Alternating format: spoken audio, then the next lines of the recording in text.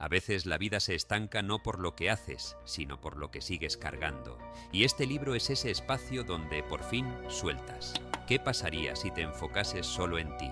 Si cerraras lo que te drena y te eligieras sin miedo? Aquí vas a descubrir cómo recuperar tu energía, tu claridad y tu verdad.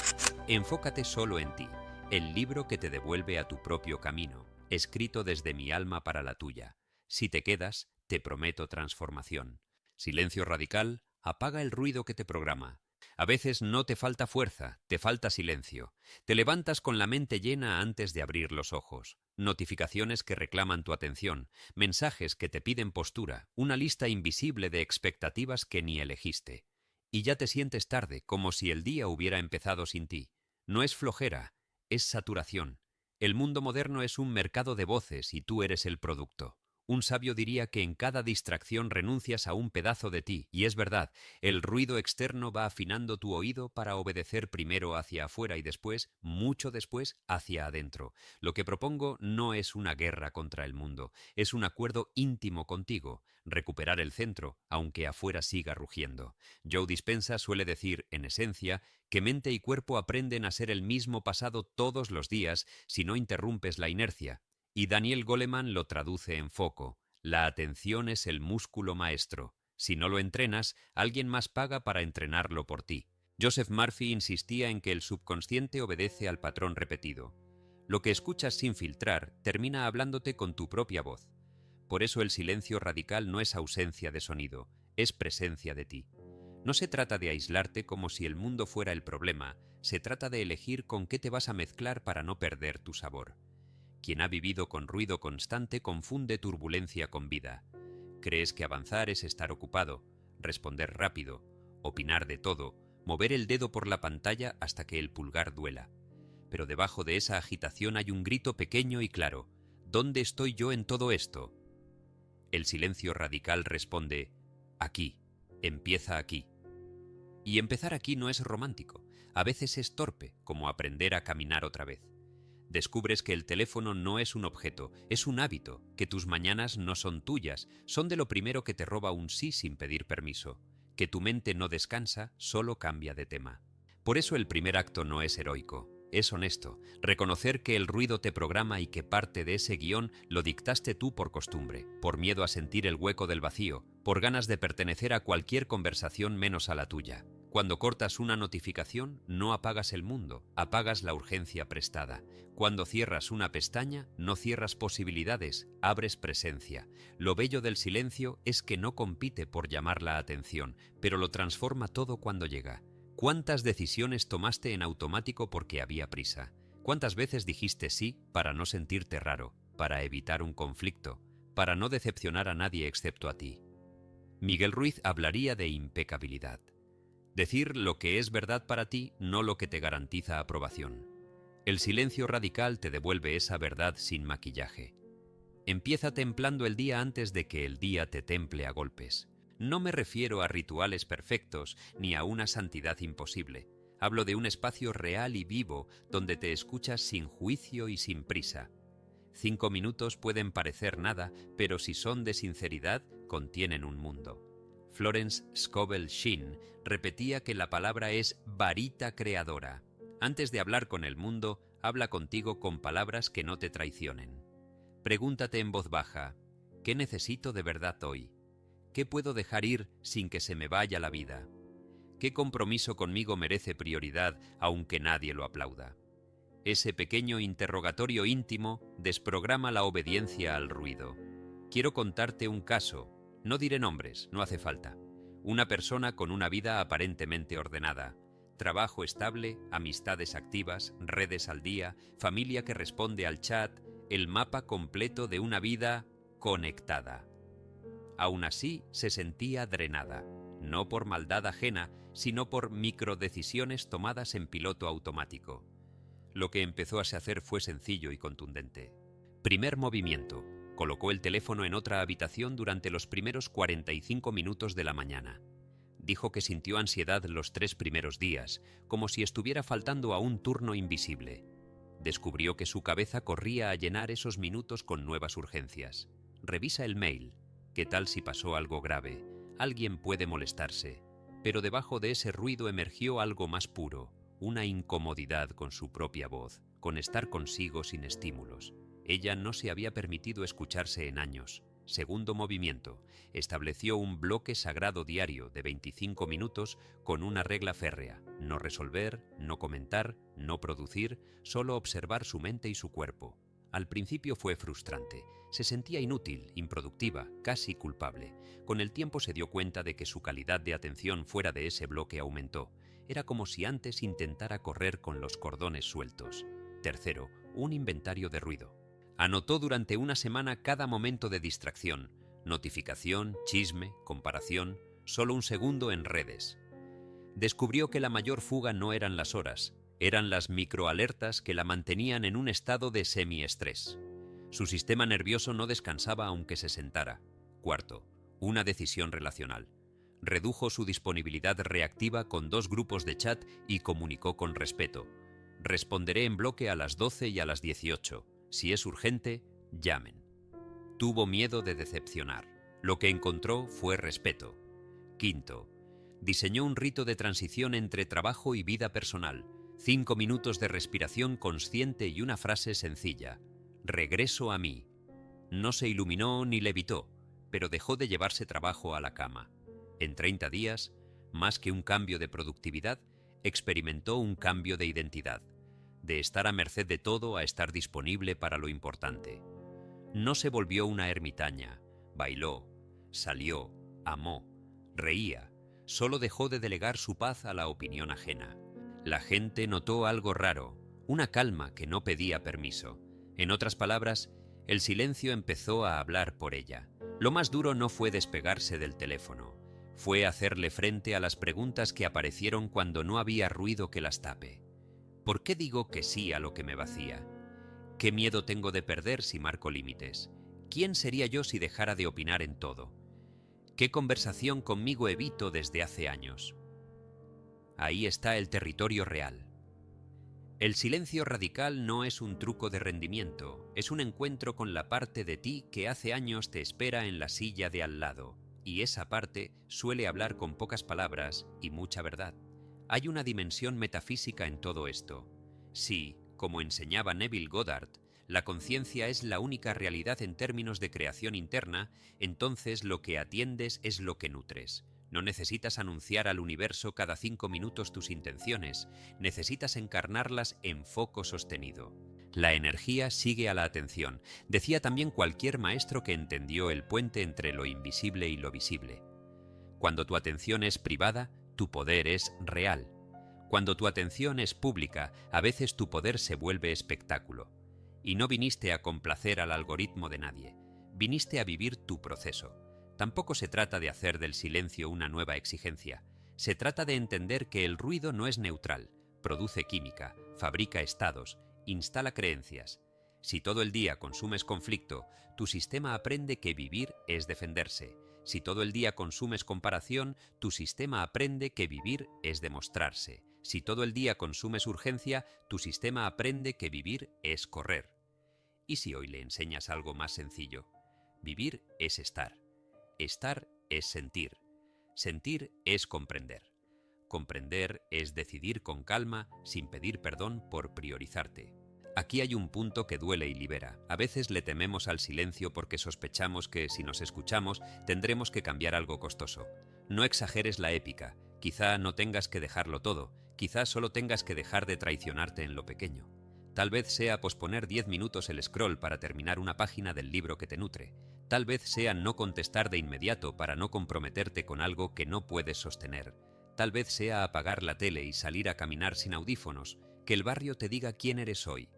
El silencio te devuelve una sensibilidad que ya estaba, pero la tenías enterrada bajo la obligación de estar disponible. En lo práctico, ¿cómo se siente el silencio radical día a día? Como una habitación mental despejada. Te levantas y el primer gesto es tuyo, no del mundo. Beber agua con intención, respirar hondo 3 veces, agradecer en voz baja sin buscar likes por hacerlo. Tomas la libreta y descargas lo que tu cabeza quiere apresurar. Te preguntas, ¿qué una cosa sostiene todo lo demás hoy? La eliges y la proteges. Abres el teléfono a la hora que dijiste, No cuando te lo exigen las notificaciones. Trabajas en bloques, pausas con cuerpo, comes sin pantalla para que el sistema nervioso recuerde que no está en guerra. Te permites estar en silencio en el carro, en el baño, en el ascensor. Reaparecen ideas que antes no podían formarse porque no tenían aire. Si alguien te busca con prisa, honras tu ritmo sin arrogancia. Ahora no puedo, en una hora te respondo. Descubres que el mundo no se cae si tú no lo estás sosteniendo con ansiedad. Y cuando el ruido viene de adentro, hay pensamientos que no callan, recuerdos que revientan a destiempo, frases viejas que suenan con voz seria. No intentes expulsarlos a empujones, obsérvalos como si fueran niños inquietos. Ya los vi. Dale a cada emoción un asiento sin sobreactuarla. Pregúntate, ¿qué historia me estoy contando ahora mismo? ¿Es mía o la heredé? ¿Qué necesito decirme para no traicionarme? A veces la respuesta es tan humilde que parece poca cosa. Estoy cansado. Decirlo en silencio es más valiente que esconderlo con ruido. En el caso que te conté, el giro más profundo fue darse cuenta de que estaba adicta a ser necesaria. El ruido es útil para sentirse imprescindible. La calma te pone en el lugar humilde y poderoso de ser libre. Respondes por elección, no por miedo. T. Harv Eker repite una idea fuerte. La gente rica en mente maneja su vida, no la sufre. Gestionar tu entorno de estímulos es riqueza emocional. No hay abundancia que soporte un sistema nervioso explotado. Sé honesto. Cuando todo está en silencio, ¿qué buscas inmediatamente para no sentir? ¿Comida, pantalla, conversación, trabajo extra? No para culparte, para entenderte. Cada refugio tiene una función. Solo pregúntate si sigue siendo necesario o si ya puedes pararte en el centro sin muletas. Y sí, habrá días en que el ruido te arrastre. No te conviertas en juez. Recuérdate humano. Vuelve a la base. Un vaso de agua. Respirar. Una frase que te ancle. Te comparto algunas que han servido. Hoy mi atención es mía. Soy más que lo que otros esperan de mí. Decidiré cuando mi cuerpo esté tranquilo. No son conjuros mágicos, son recordatorios de propiedad. A nivel relacional, el silencio radical te hará parecer extraño para algunos. No todos están listos para alguien que ya no responde al mismo guión. Te verán menos disponible, pero más presente cuando apareces. Aprenderás a escuchar sin la urgencia de opinar. Descubrirás que el otro no siempre busca tu respuesta, a veces busca tu espacio limpio para escucharse. Paradójicamente, cuanto más silencio interno llevas, más nítidas son tus palabras cuando decides usarlas. Tu voz deja de sonar como eco de otra gente y suena como tú. Ese es el punto invisible donde la vida empieza a confiarte oportunidades a tu medida. El silencio, además, ordena lo espiritual. Cuando tu día es una feria permanente, confundes señales con supersticiones. En calma empiezas a diferenciar intuición de impulso, deseo profundo de antojo pasajero. Tu estándar o nada, límites que no se negocian. Un día entiendes que no te falta fuerza, te falta medida. La medida no es la vara de los demás, es la tuya. Es ese punto interno donde dices hasta aquí, y el cuerpo por fin te cree. Te has pasado años adaptándote al clima emocional de otras personas, al calendario de otros, a los caprichos, puntadas y urgencias ajenas, como si fueras un paraguas prestado en la puerta de cualquiera. Y por eso hoy el alma te pide otra cosa, tu estándar. No se trata de ser duro con el mundo, se trata de ser leal contigo. Miguel Ruiz lo puso simple. Sé impecable con tus palabras. Y cuando te pones serio con esa frase, descubres que la primera palabra impecable es la que te dices a ti mismo cuando marcas tus límites. Joseph Murphy insistía en que el subconsciente obedece a la imagen y al hábito. Pues bien, un límite es una imagen de dignidad repetida en el tiempo hasta que el cuerpo la reconoce como su casa. Neville Goddard fue más directo. Asume el sentimiento del deseo cumplido. En límites, eso significa actuar como quien ya se respeta, incluso antes de que el mundo se acostumbre a esa nueva versión de ti. Aquí no vamos a hablar de teoría bonita, vamos a hablar de vida real. Tu estándar no empieza en discursos, empieza en detalles. La hora a la que te duermes cuando nadie te ve, el mensaje que no respondes de inmediato para no venderte barato, la reunión a la que no vas porque no suma, el trabajo que haces bien aunque no te aplaudan. La atención es el músculo maestro, recuerda Daniel Goleman. Por eso un límite siempre protege tu atención. Si no sabes qué cuidas cuando dices no, Tarde o temprano cedes por culpa, por miedo o por costumbre. Tu estándar toma forma cuando respondes con calma a esta pregunta: ¿qué parte de mí merece estar intacta al final del día? Quiero hablarte desde dentro, no desde arriba. Hay días en que marcar límites duele, porque implica ver con claridad dónde te abandonabas. Te sorprendes justificando migajas como banquetes. No es tan grave, es que es buena persona. Algún día cambiará. ¿Te suena? Lo que llamas paciencia a veces es miedo al vacío, a ese hueco que queda cuando ya no te tragas lo que te hace mal. Por eso tu estándar es medicina amarga al principio. Corta la costumbre de mendigar señales y valida tu propio sentir. T. Harv Eker lo diría así: lo interno crea lo externo. Cuando decides lo que ya no aceptas, todo en tu afuera se reorganiza, incluso tu economía emocional. No es magia, es coherencia. Dejas de gastar energía en explicarte y empiezas a invertirla en vivir. ¿Cómo se ve esto en el día a día? Piensa en la última vez que dijiste sí queriendo decir no. Recuerda cómo te sentiste después, esa mezcla de cansancio y molestia contigo mismo. El cuerpo anota cada vez que te traicionas. Te lo recuerda con tensión en el cuello, con sueño sin descanso, con hambre que no es hambre, con mente inquieta. Tus límites también son fisiológicos. Tu sistema nervioso celebra cuando te eliges porque deja de estar en alerta continua. Joe Dispenza lo explica sin rodeos. Si repites las mismas respuestas, refuerzas el mismo cuerpo del pasado. Tu estándar sostenido convierte nuevas respuestas en tu nuevo cuerpo.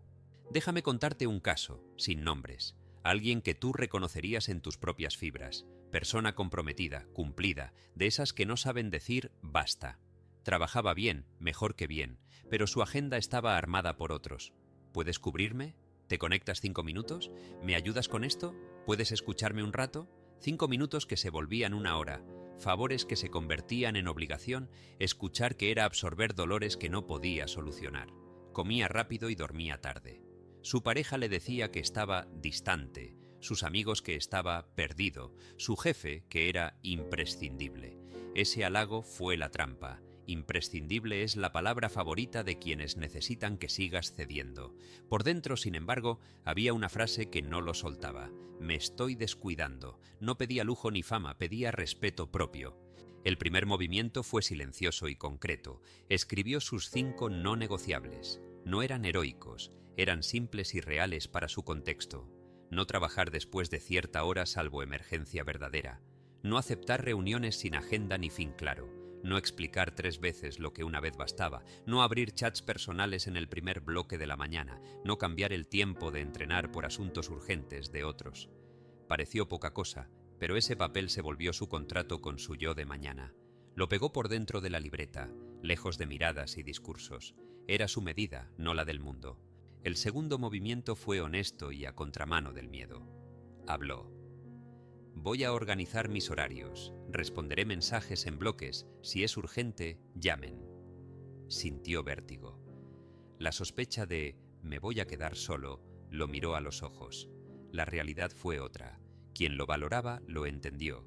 Quien lo usaba se molestó. Y ahí tuvo la información que nunca había querido ver. Los límites no generan problemas nuevos, iluminan los que ya estaban. El tercer movimiento fue íntimo. Aprendió a sostener el silencio que llega después de decir no. Ese silencio duele si estás acostumbrado a llenarlo con disculpas. Quiso justificar para que nadie se ofendiera, pero eligió quedarse con frases cortas y claras. Hoy no me es posible. No voy a poder tomar esto. No. Al principio le tembló la voz, se le encogió el estómago. Luego descubrió que su cuerpo se enderezaba después de pronunciar esas 2 letras, como si su columna recordara un código antiguo. El cuarto movimiento fue práctico, midió resultados. En 2 semanas, su calidad de sueño mejoró, su energía por las tardes ya no caía en picada. Su trabajo fue más profundo y breve, su pareja sintió presencia sin que él tuviera que esforzarse por estar a la altura. ¿Qué cambió? La base. Dejó de gastar su estándar en apagar incendios que otros provocaban por desorden. Dejó de ser el que siempre resuelve para convertirse en el que se respeta y por eso decide mejor. El dinero no se duplicó de la noche a la mañana, pero empezó a trabajar sin resentimiento, y eso vale más de lo que parece. Cuando tu trabajo deja de ser expiación, se vuelve creación. Lo más fuerte vino después, y quizá te pase. Al marcar límites afuera, se asoman límites adentro. Aparecieron preguntas que había esquivado. ¿Por qué me cuesta tanto decir que no? ¿De quién aprendí que valgo por lo que hago por otros? ¿Qué miedo me da si me elijo? La raíz estaba en una historia vieja, esas frases escuchadas en la infancia que se vuelven mandamientos. Sé bueno, ayuda, no seas egoísta. Ser bueno no está mal. Olvidarte de ti para parecer bueno es autoabandono. Aquí la espiritualidad sana y la psicología se dan la mano. No puedes amar al prójimo si te traicionas como método. Florence Scovel Shinn decía que la palabra crea, la palabra que te dices cuando marcas un límite dice me importo. Esa frase repetida es un mapa nuevo. Sé que ahora mismo hay excusas girando en tu cabeza. Mi caso es distinto. Mi familia depende de mí. Mi jefe no acepta un no. Si no estoy, nadie lo hace. Algunas de esas frases son reales y otras son ecos de un tiempo donde no podías elegir. Por eso tu estándar no se copia de Internet, se diseña a tu medida.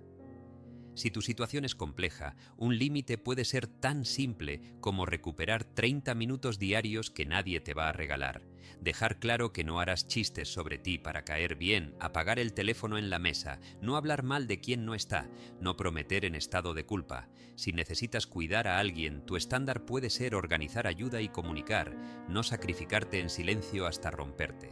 Un límite que te rompe no es límite, es castigo. Un límite que te sostiene se nota porque te deja más humano, no más rígido. ¿Y el miedo a perder? Claro que existe. Perderás lugares en conversaciones donde te necesitaban de colchón. Perderás reconocimientos que dependían de tu disponibilidad permanente. Perderás alianzas que se alimentaban de tu sí automático. También perderás peso emocional, ansiedad, sensación de deuda crónica. Lo que ganas pesa más, horas limpias, presencia, autoestima real, no esa de frases la que sientes en el cuerpo.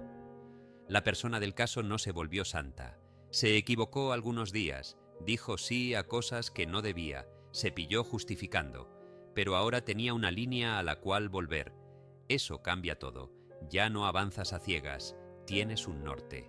Tal vez pienses, ¿y si me paso de la raya y me vuelvo duro? Pregúntate algo más fino, ¿estás siendo duro? ¿O estás reparando una puerta que dejaste abierta demasiado tiempo? La dureza es otra cosa. Aquí hablamos de raigambre, de raíz. Un árbol con raíz profunda no empuja a los otros, solo ocupa su lugar y por eso ofrece sombra. Cuando tu estándar madura, tu presencia ya es un límite. No hace falta subir la voz. ¿Te has dado cuenta de que hay gente con la que, sin decir nada, te comportas mejor? No porque te asusten, sino porque su orden interno te invita a ordenarte. Eso hacen los estándares sólidos, elevan el nivel del ambiente sin sermones. Por eso a veces, cuando alguien empiece a quejarse de que ahora estás cambiado, no le pelees la frase, mírala como un indicador. Estás cambiando, sí, estás dejando de ser lo que convenía para empezar a ser lo que eres. Ese tránsito exige paciencia contigo. No busques hacerlo perfecto, busca hacerlo verdadero. Si te pasas, corriges. Si cedes por miedo, regresas a tu base. Si dudas, respiras y te das 5 minutos para decidir. La verdadera madurez del límite está en la revisita constante, no en la rigidez. Hay un punto delicado que suele confundir. ¿Qué pasa cuando alguien a quien amas pide más de lo que puedes dar? Aquí tu estándar se prueba. ¿Puedes sostener la incomodidad de una decepción sin venderte por alivio rápido? ¿Puedes explicar lo que sí puedes ofrecer sin prometer de más? ¿Puedes mirar el dolor del otro sin hacerlo contra ti? El amor adulto tiene fronteras, y esas fronteras lo protegen. Amar no es salvar. Amar es cuidar y cuidarte. El caso que te conté aprendió a decir, voy a escucharte esta noche 20 minutos y mañana seguimos. Ahora necesito dormir. Al otro día, esa persona a la que amaba le dijo, gracias por decirlo así. Me sentí cuidada y no abandonada. ¿Ves el matiz? El límite, cuando se comunica sin teatro, también es ternura. Tal vez necesites recordar que un estándar se alimenta de acciones pequeñas, repetidas, no nace épico, se vuelve evidente a fuerza de congruencia. Si te dejas llevar por el impulso, prometerás mundos y en 2 días te agotarás. Mejor poco y sostenido. La hora en que cierras, el no claro a la reunión sin propósito, el después te respondo que honras, el viernes por la noche sin pantallas que vuelves ritual, el no me hables así, dicho una vez y sostenido con distancia si el otro insiste. A la tercera, tu entorno ya entendió que la puerta cambió de cerradura. ¿Dónde ubicas esto espiritualmente? En el lugar exacto donde lo invisible se vuelve conducta. Si, como decía Neville, todo nace en la conciencia, entonces tu estándar es la forma de esa conciencia en la tierra. Deja de pedir señales para respetarte y empieza a actuar como si supieras que te corresponde. No pidas permiso para tratarte bien. Enfoque profundo. Una meta, una señal, un ritual. Si el silencio te devolvió el centro y tus límites dibujaron la casa, ahora toca amueblarla con dirección. No con 1000 objetivos que compiten entre sí, sino con uno que se sienta verdadero, una señal que lo despierte en tu día y un ritual que lo convierta en hábito. En realidad, no necesitas más motivación, necesitas un carril claro para tu energía. Daniel Goleman habla del foco como un músculo. Si cada mañana lo pones a levantar pesas diferentes, se agota sin crecer. El enfoque profundo es elegir la mancuerna exacta y repetir el gesto hasta que el cuerpo lo haga por ti. No quiero convencerte con grandes promesas, quiero que lo sientas en el cuerpo. Cuando eliges una sola meta, la respiración cambia, el día se ordena, la mente baja el volumen de lo accesorio. Joe Dispenza lo dice de otro modo, una intención clara, plus. Una emoción elevada reconfigura tu biología. Tradúcelo a lo simple, define qué vas a construir, siente por qué vale la pena y crea un pequeño rito que separe el antes y el después de cada jornada. Joseph Murphy insistía en que el subconsciente responde a la repetición cargada de imagen. Por eso vamos con lo concreto. Imagina que te sientas contigo 5 minutos y te haces una pregunta honesta. ¿Qué una cosa, solo una, si avanzara de verdad en los próximos 90 días, mejoraría todas las demás? No lo pienses como deseo de año nuevo, piénsalo como una decisión de adulto. ¿Qué sostiene todo lo demás? Quizás sea terminar el manuscrito que postergas, estabilizar tu cuerpo con sueño real, ordenar tus finanzas básicas, sacar a la luz ese proyecto que llevas en borradores. Ojo, no nos iremos por el camino cómodo de escribir 3 páginas de objetivos que te hagan sentir productivo mientras no haces ninguno. Una meta. Si dudas entre 2, pregúntate, ¿cuál duele más no hacer? ¿Cuál cambia la estructura de mi vida, no solo su superficie? ¿Cuál exige una versión más honesta de mí? La respuesta suele dar un pequeño miedo. Si no tiembla un poco, quizá elegiste lo tibio. Cuando la tengas, crea una señal. La señal es un recordatorio físico que le dice a tu sistema nervioso, es ahora. Puede ser tan humilde como una alarma con una palabra clave, una tarjeta pegada al monitor, una piedra en tu bolsillo, una canción al inicio del bloque, un vaso de agua que siempre inaugura tu sesión profunda. Neville Goddard proponía asumir el sentimiento del deseo cumplido. La señal es el disparador de ese sentir antes de actuar. Su función no es obligarte, es encenderte. Y el ritual es el puente. Ritual no significa incienso y mantras si no van contigo. Significa un inicio y un cierre repetibles que tu cuerpo reconozca. Por ejemplo, antes de trabajar en tu meta, 60 segundos de respiración nasal, beber agua, abrir el documento exacto, escribir la fecha y una frase que condense tu intención. Después, anotar en una línea qué avanzaste, agradecer en voz baja, cerrar la pestaña. Es mínimo a propósito, el ritual reduce fricción y ahorra decisiones. Como decía Florence Scovel Shinn, la palabra es varita. Enciende tu rito con palabras que no te traicionen, ahora me ocupo, aquí construyo, este bloque es sagrado. Lo importante no es lo solemne, es lo repetido. Quiero contarte un caso real, sin nombres, porque quizá veas ahí tus propios pliegues. Persona con trabajo exigente, horarios cambiantes, una creatividad potente que se diluía entre chats, correos, pequeñas urgencias. Tenía una lista enorme de cosas que algún día haría. Sentía que la vida iba rápido, y ella también, pero hacia ninguna parte. Se propuso afinar esto de la meta, la señal y el ritual durante 12 semanas. no como reto viral, sino como trato con su yo de futuro. Su meta fue concreta: terminar el primer borrador de un proyecto que llevaba años prometiéndose. No dijo ser más creativa ni escribir más. Dijo borrador terminado.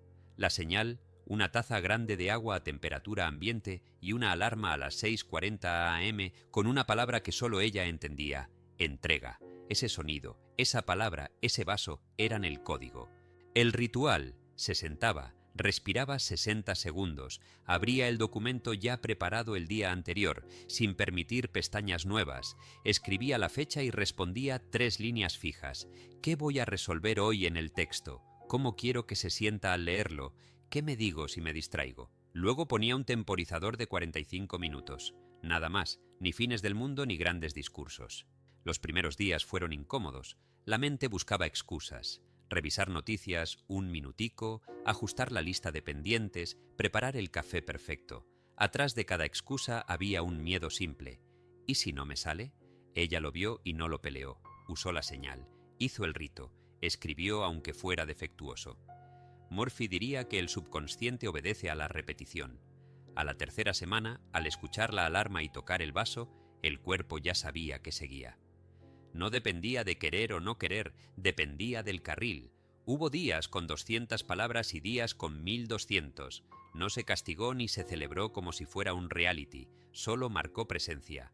Un martes, casi al mes, notó algo. El resto del día parecía más ancho, porque lo esencial ya estaba hecho. La ansiedad de «debería estar escribiendo» dejó de perseguirla. No se volvió experta en hábitos, se volvió concreta. Pero lo bonito del enfoque profundo es lo que ocurre alrededor. Al consolidar su bloque matutino, se dio cuenta de que en la tarde rendía menos de lo que presumía. Cambió el celular de sitio en esas horas clave. Programó ventanas de respuesta y avisó: contesto mensajes a las 11:30 y a las 16:30. La gente se adaptó. El domingo por la noche preparaba la semana. Dejaba listo el archivo del lunes con una pregunta guía. El viernes miraba lo que avanzó sin insultarse ni convertirlo en épica.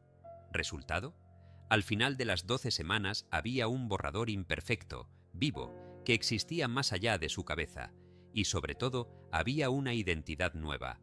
Soy alguien que se cumple una promesa al día. T. Harv Eker diría que lo interno crea lo externo. Aquí, lo externo, un borrador en la carpeta, nacía de un pequeño acto interno repetido con cariño. Tal vez te preguntes cómo encaja la emoción en todo esto. No es un adorno. Dispenza insiste en la emoción elevada como combustible. Sin ella, la intención es un papel sin tinta. La emoción elevada no es euforia, es gratitud tranquila, orgullo legítimo, alegría sobria por estar en camino. Por eso la señal cuenta.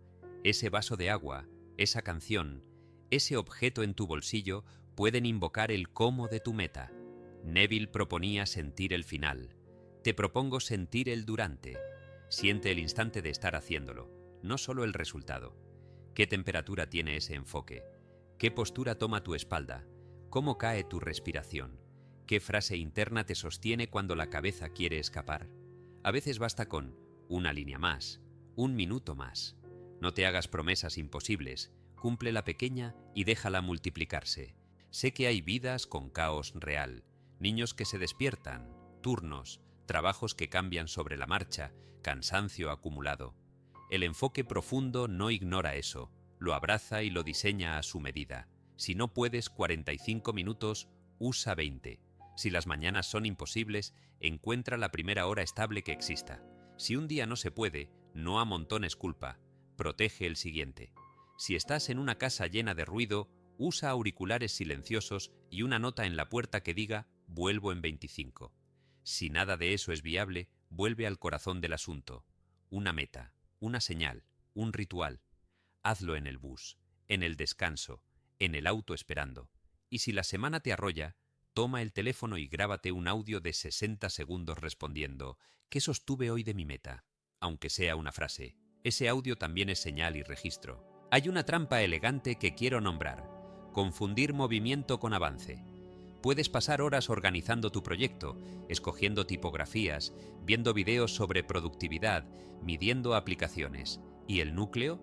la línea escrita, la página leída, la llamada hecha, el plan financiero revisado, el entrenamiento completado. La atención es el músculo maestro, lo repito porque vale, y se hipertrofia con práctica específica, no con ansiedad temática. Pregúntate, ¿qué acción exacta, si la hiciera hoy, avanzaría la meta 1 milímetro real? No busques la satisfacción enorme, busca el milímetro. 10 milímetros hacen 1 centímetro. 3 meses hacen el borrador. Así se instala la fe en ti, viendo que lo pequeño se acumula hasta volverse vida. Vuelvo al caso para mostrarte el lado humano. Hubo mañanas donde no pudo con su rito, una fiebre de su hijo, un llamado familiar, una entrega urgente del trabajo. Ese día, al acostarse, sintió que la vieja historia quería volver. ¿Ves? Lo sabía. No sirvo para esto. En lugar de morder el anzuelo, tomó el celular, abrió su nota y escribió: Hoy cuidé a los míos, mañana retomo con 20 minutos antes del desayuno. Al otro día lo hizo, no porque fuera perfecto, sino porque la meta, la señal y el ritual estaban vivos, no en bronce. La flexibilidad honesta conserva el enfoque, la dureza teatral lo rompe. También hubo resistencia emocional. ¿Quién soy yo para escribir un libro? Ya hay gente mejor, esto a nadie le importará. Ahí, la señal le recordó por qué empezó. En su taza de agua pegó una frase corta: haz lo que dijiste. No era una cita inspiradora para colgar en redes, era su cuerda. A veces repetía en voz baja una idea de Murphy, parafraseada: el subconsciente acepta lo que le repites con fe y emoción. Entonces respiraba, tocaba la taza, se sentaba. No esperó a creer totalmente. Se permitió dudar y aún así actuar. Ese es el puente que cruza el río, dudar y avanzar con ternura. Hay otra capa más fina. El enfoque no solo organiza tu agenda, organiza tu identidad. Cuando repites el gesto, tu cerebro aprende a entrar en modo profundo más rápido. Cuando termina el bloque, sabe salir. Como cuando conduces y un día descubres que cambias de marcha sin pensarlo. En neurociencia lo explican con redes y plasticidad. Tú lo sentirás como familiaridad. Al principio entras a tu bloque con pelea. Al mes entras con un esto. Es ahí donde se vuelve delicioso. Te sientas y el cuerpo ya está dentro. No hay que venderle la idea. Y entonces, por fin, el mundo externo deja de empujarte y empieza a seguirte. No es magia, es coherencia repetida. Higiene mental.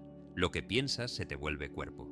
No es casualidad que el cuello te duele justo el día en que cargaste demasiadas cosas que no te correspondían.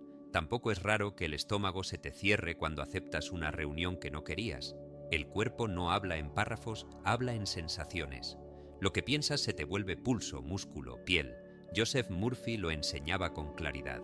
Lo que repites con emoción se imprime en el subconsciente y el cuerpo obedece a ese patrón silencioso. Joe Dispenza lo explica desde el laboratorio. Pensamiento y emoción sostenidos refuerzan circuitos que con el tiempo se vuelven tu estado por defecto. Daniel Goleman lo aterriza al día a día. La atención que alimentas se convierte en tu clima emocional. Y Miguel Ruiz, desde lo práctico, te recuerda una llave. No te tomes nada personal, porque cuando conviertes cada gesto ajeno en juicio sobre ti, conviertes tu sistema nervioso en una alarma que nunca descansa. Higiene mental no es lavarte la cabeza de ideas negativas, es dejar de intoxicar a tu cuerpo con narrativas que no resisten una conversación honesta contigo. No necesitas eslóganes, necesitas preguntarte: ¿qué estoy pensando que me pone así? ¿Qué historia estoy sosteniendo con mi respiración? Si hoy pudieras detenerte 2 minutos a observar lo que te dices, verías que gran parte del cansancio es semántico. Viene de explicar lo que no te crees, de agradar a quien no te mira, de defenderte de batallas que solo ocurren en tu cabeza, de imaginar escenarios que tu cuerpo vive como reales. La mente no juega a la representación. Para tu biología, un pensamiento vívido es un microacontecimiento. Por eso la higiene mental empieza por reconocer el poder de tu guión interno, no para culparte por sentir, sino para recuperar gobierno. Si la casa huele raro, abres ventanas, no te insultas por tener nariz. Lo mismo aquí, abre ventanas en tus pensamientos, pregunta, ventila, suelta. Te propongo un mapa simple: observar sin juicio, nombrar con precisión, redirigir con cariño y sostener con ritual. Observar. ¿Qué aparece cuando estoy en silencio? ¿A qué vuelvo una y otra vez? Nombrar. No digas estoy mal, Di, estoy ansioso porque no sé cómo saldrá X y mi mente fantasea con Y. La precisión baja el volumen del monstruo. Redirigir. Elegir un pensamiento más útil que tu cuerpo pueda creer ahora mismo. Sostener, repetir, en pequeñas dosis, hasta que el sistema lo adopte como nuevo hogar. Florence Scovel. Shin lo decía a su manera. La palabra es varita. Yo lo traduzco así. Tu narrativa dirige tu química. Un pensamiento como tengo que resolverlo todo hoy o todo se cae, dispara prisa, tensa mandíbula, acelera corazón. Un pensamiento como hoy doy un paso que sostiene el resto, baja el pulso y te devuelve al cuerpo. La realidad externa puede ser la misma, lo que cambia es la señal que envías por dentro. Déjame contarte un caso, sin nombres, para cuidar la intimidad. Una persona profesional, creativa, querida por su gente. Desde fuera, todo bien. Por dentro, molestias constantes, dolor de cuello, gastritis intermitente, sueño liviano que no recuperaba, brotes en la piel cada vez que había entregas importantes. Había probado dietas, analgésicos, té de hierbas, masajes. Aliviaban sí, pero la marea volvía. Cuando habló con sinceridad, reconoció algo que su cuerpo gritaba hace tiempo. No era solo agenda, era guión.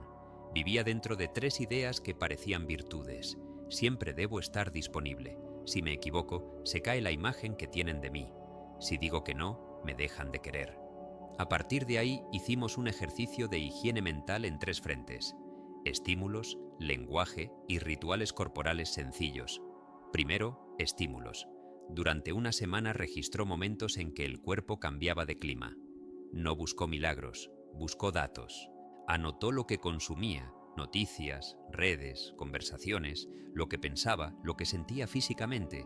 Apareció un patrón claro. Cada vez que abría el chat de un grupo específico subía tensión en trapecios. Cada vez que veía cierto perfil que siempre logra todo a los 25, aparecía opresión en el pecho.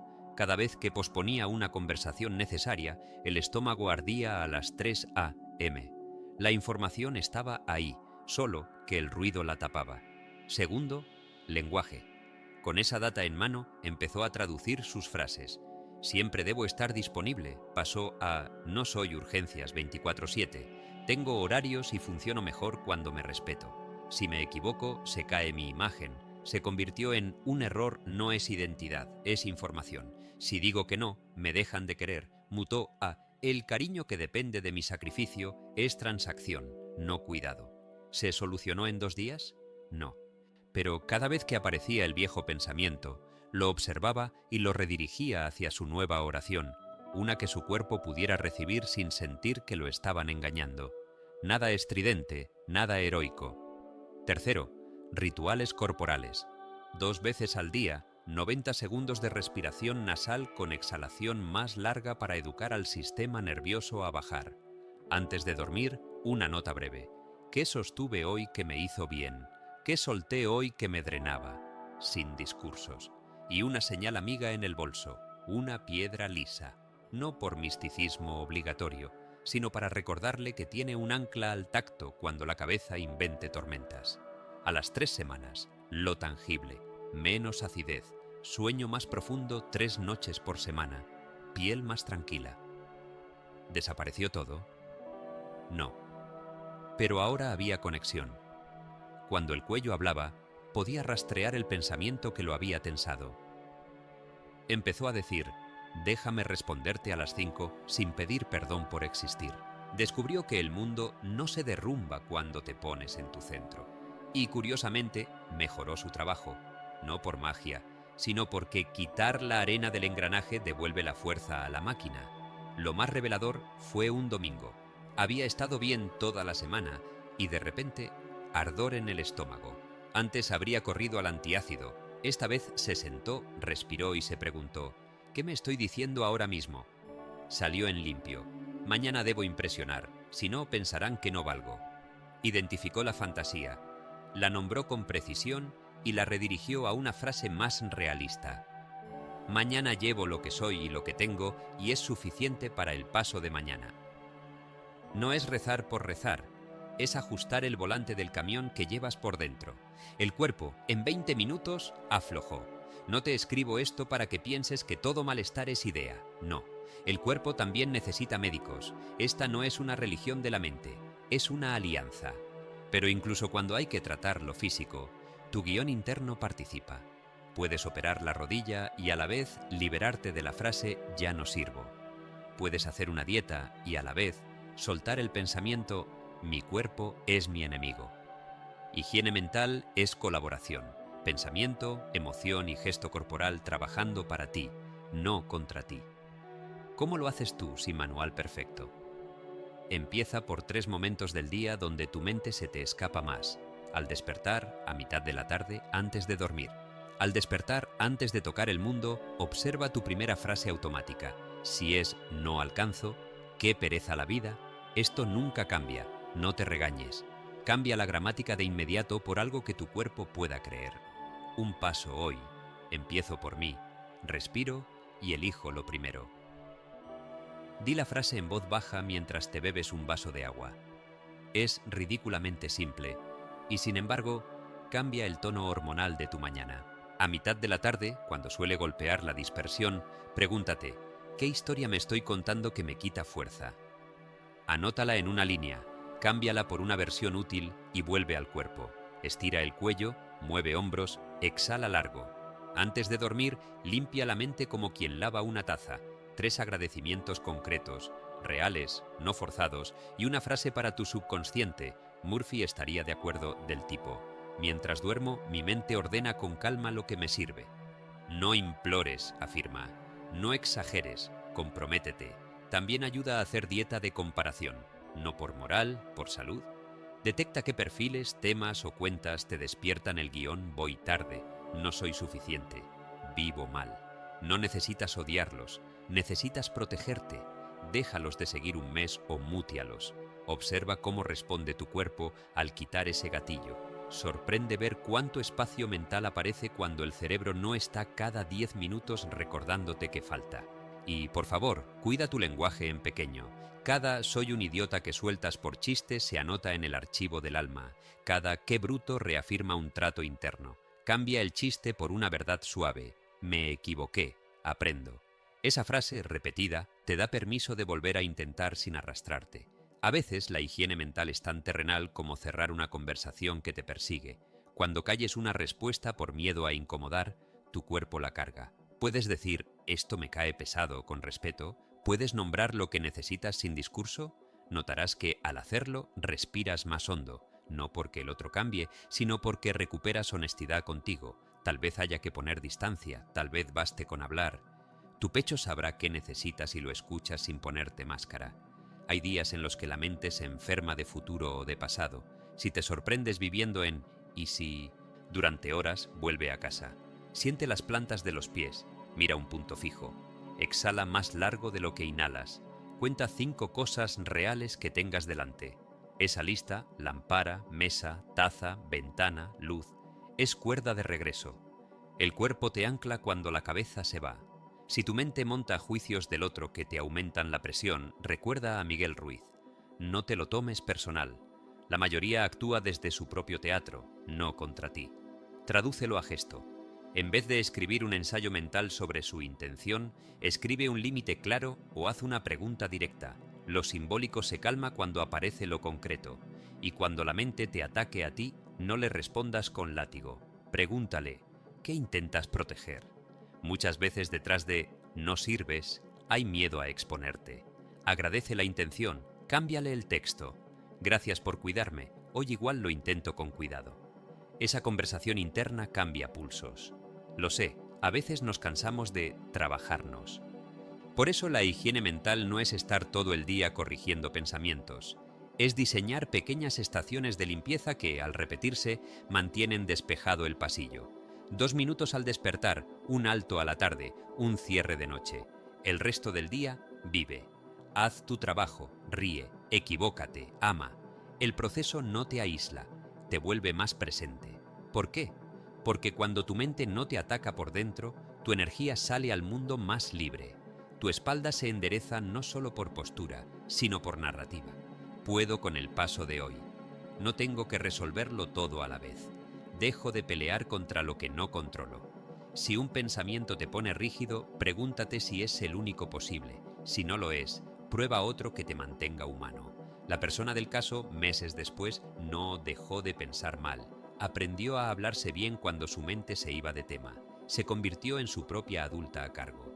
Y el cuerpo respondió. Menos brotes, más sueño profundo, más calma en conversaciones donde antes se le encendía la cara. No porque ahora sea de piedra, sino porque está menos a la orden de historias ajenas. Y cuando recae, porque todos recaemos, sabe volver sin dramas. Esa es la diferencia entre vivir en guerra y vivir con cuidado. Energía sin fugas, deja de invertir donde no hay retorno. Hay cansancios que no vienen del cuerpo, vienen de la contabilidad que haces sin darte cuenta. Cada día llevas un libro mayor invisible, horas entregadas, palabras que diste, favores, chats, preocupaciones que aceptaste en depósito, proyectos a los que les sigues echando agua aunque el terreno no absorba nada. Y en la noche, cuando miras el techo, no te pesa la jornada, te pesan las fugas. No es que te falte energía, es que la repartes donde no regresa convertida en vida. T. Harv Eker lo diría con crudeza: lo interno crea lo externo. Y cuando internamente solo sostienes deudas emocionales, afuera todo te sale a crédito. Atención prestada, tiempo prestado, dinero prestado, amor prestado. Joe Dispenza agrega la pieza biológica. Cada vez que sostienes una situación sin salida, tu sistema nervioso vive un casi permanente. No descansa, anticipa. Daniel Goleman nos recuerda que la atención es el músculo maestro. Allí donde estacionas la mente, estacionas tu día. Y Miguel Ruiz lo limpia con una regla vieja pero viva: no hagas suposiciones, porque muchas fugas nacen de imaginar que lo que das será comprendido sin hablarlo, o que te devolverán lo que proyectaste sin haberlo acordado. Este capítulo no es un regaño, es una auditoría amable. Vamos a mirar con honestidad blanda en qué pones tu fuerza sin retorno y cómo cerrar la grieta sin volverte de piedra. No es dejar de amar, es dejar de alimentarte amigas. No es dejar de ayudar, es dejar de salvar sistemas que ya te dejaron claro que no quieren salvarse. Empieza escuchando tu cuerpo en las escenas pequeñas. ¿En qué momento exacto se te cae el ánimo? ¿Dónde se te tensa la nuca? ¿Cuándo aparece esa mezcla de rabia y tristeza que te vacía? La fuga suele anunciarse con sensaciones, no con discursos. Tal vez sea cada vez que prometes algo por quedar bien, tal vez cuando abres un chat que huele a reclamo, tal vez cuando revisas estadísticas para castigarte, tal vez cuando visitas el perfil que te roba presencia, tal vez cuando aceptas un trabajo mal pago por la oportunidad. Florence Scovel Shinn repetía que la palabra crea. Aquí te propongo algo. Escribe en una línea el nombre de cada fuente de drenaje tal como la llamas en tu cabeza, sin adornos. Chat X, tarea Y, persona Z, comparación con W, culpa por A, autoexigencia por B. Verlo fuera de ti ya recupera un 10% de energía, porque el monstruo pierde humo cuando tiene nombre. Quiero que entremos en la cocina y hablemos de vida real. Caso anónimo, pero quizá te veas ahí. Persona con talento, oficio, buen corazón. Vive con el radar siempre encendido para estar al día con todos y con todo. Se levanta y antes del primer vaso de agua revisa 3 chats, deja 2 audios, abre el correo, ojea noticias, carrusel en redes. 3 después respondo. 2, ay, tengo que... Parece activo, pero ya entregó su mañana en cuotas. En el trabajo dice sí a un proyecto adicional que no estaba en el acuerdo porque confían en mí. En la tarde sale a tomar algo con un grupo que hace años le pesa, pero no sabe salirse sin quedar mal. Llega a casa agotado, abre la laptop solo para adelantar lo que le toca de verdad, termina a las 12:30, mira el techo con el corazón rápido. Al otro día repite. Él cree que está cansado por trabajar mucho. La realidad es más fina. Está cansado por invertir en campos que no devuelven ni paz, ni aprendizaje, ni dinero, ni amor sincero. Y su energía se le va sosteniendo lo insostenible y aceptando lo inaceptable. La primera semana de su auditoría fue simple y frontal. Cada noche anotó 3 movimientos que le drenaron, concreto no filosófico, y 3 que le nutrieron, igualmente concreto. Descubrió que lo drenaban cosas que no parecen grandes. Abrir redes mientras come, decir, claro, yo me encargo cuando ya no le cabe, quedarse en conversaciones circulares donde todos se quejan y nadie hace. Lo nutrían gestos mínimos. escribir 40 minutos sin interrupciones, caminar 10 minutos sin audífonos, comer sin pantalla, entrenar 25 en el parque, una llamada honesta con una sola persona que lo ve de verdad. El registro fue como poner tinte en un tanque para ver por dónde se escapa el agua. Salieron a la luz 3 fugas principales. 1. Sobre disponibilidad, todo lo que llega es urgente para otros y él responde sin filtro. 2. Relaciones que funcionan solo si él sostiene la fiesta. Si no propone, nadie propone. Si no llama, nadie llama. Si no escucha, nadie escucha. 3. Trabajo sin bordes. Proyectos con alcance difuso, pagos tardíos. Te debo una como método de pago. Ahí estaba el agujero. ¿Cómo se cierra sin volverte insensible? Con 2 herramientas que no fallan, límites claros y acuerdos visibles. Joseph Murphy subrayaba que el subconsciente obedece a lo repetido. Si repites «yo resuelvo todo», la vida te lo cree y te manda todo. Si repites «yo decido mi disponibilidad», el entorno aprende tu horario. Esta persona definió ventanas de respuesta y las comunicó. Respondo mensajes de 11:30 a 12 y de 17:30 a 18. Si es urgente, llamada. Los primeros días sintió culpa. A la semana su batería duraba más. Con las relaciones probó un gesto valiente. Dejó de proponer por un mes a ver qué pasaba si él no encendía la fiesta. Silencio. Ahí comprendió que llevaba años alimentando vínculos que si él no sostenía, desaparecían. Dolió, liberó. Con el trabajo empezó a pedir alcance por escrito y fechas de pago antes de empezar. Perdió 2 encargos porque qué rígido. Ganó 3 donde lo trataron como adulto. ¿Milagro? No. Contabilidad. La energía también se fuga por el canal más íntimo, la rumiación. Te quedas ensayando conversaciones que no vas a tener, peleando con alguien en la ducha, imaginando la peor versión de una escena 10 veces, y tu cuerpo paga cada una como si hubiera ocurrido. Miguel Ruiz y su «no hagas suposiciones» es medicina aquí. Pregunta, acuerda, aclara o suelta. Traduce el ruido a gesto, manda el mensaje, propone la llamada, escribe el límite, decide no ir.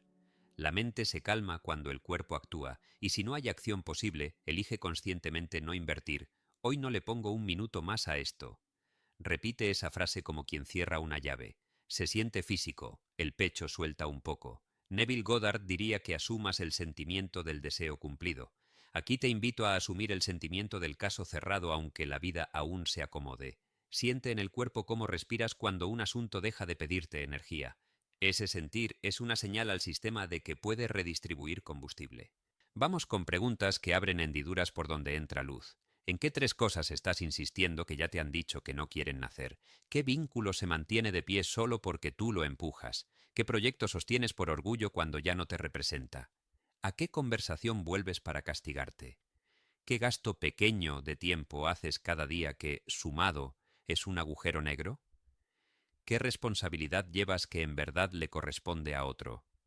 ¿Qué deuda afectiva pagas cada semana con tus horas más claras?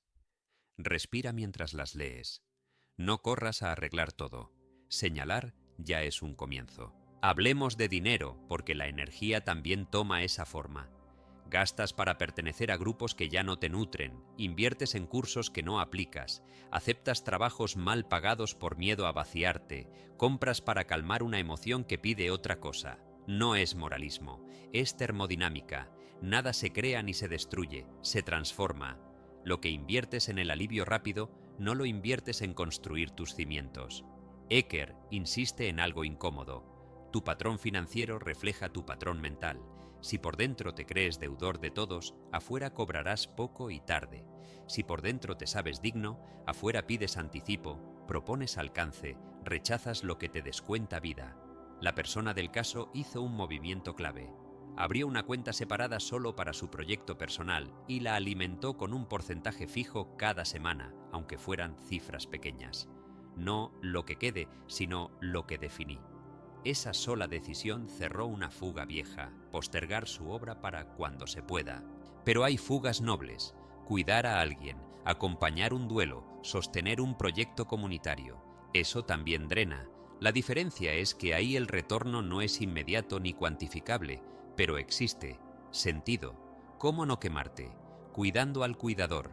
Programando tu recarga como parte del cuidado, no como premio. Diciendo hasta aquí por hoy para poder volver mañana. pidiendo ayuda, entendiendo que si te rompes, no hay quien cuide.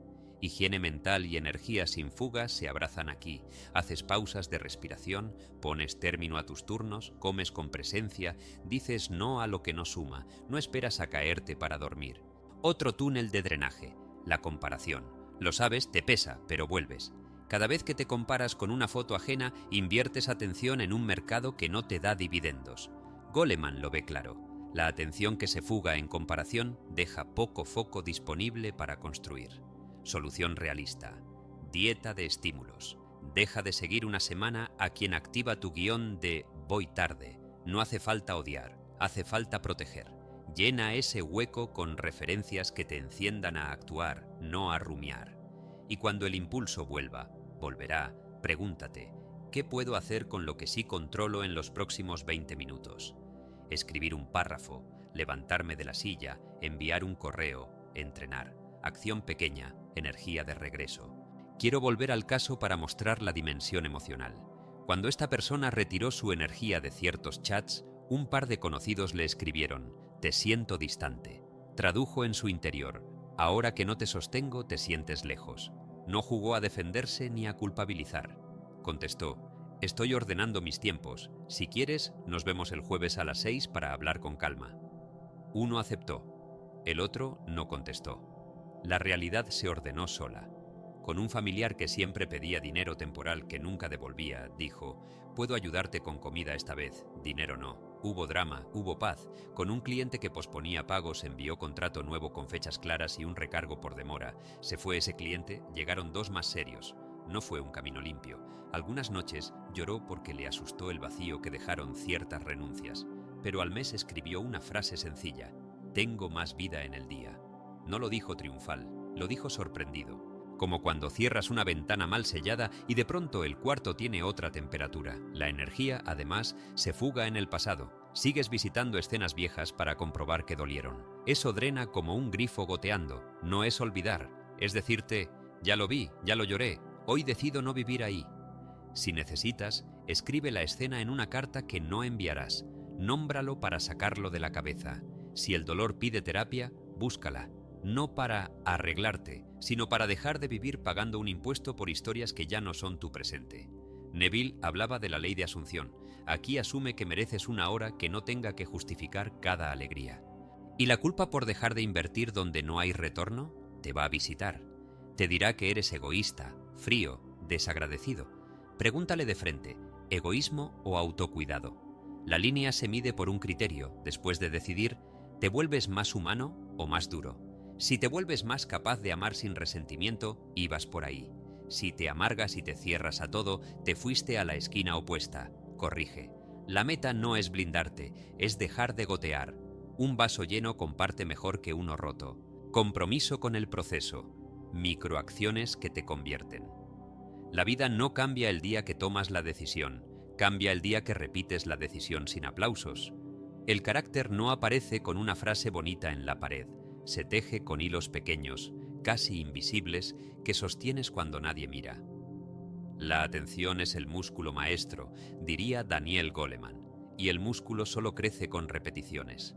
Si en los capítulos anteriores recuperaste silencio, trazaste tu estándar, elegiste una meta y cerraste fugas, hoy toca lo menos glamuroso y lo más definitivo, convertir todo eso en gesto diario. No gestos heroicos, gestos sostenibles, microacciones que te convierten porque se repiten hasta que el cuerpo las reconoce como su idioma.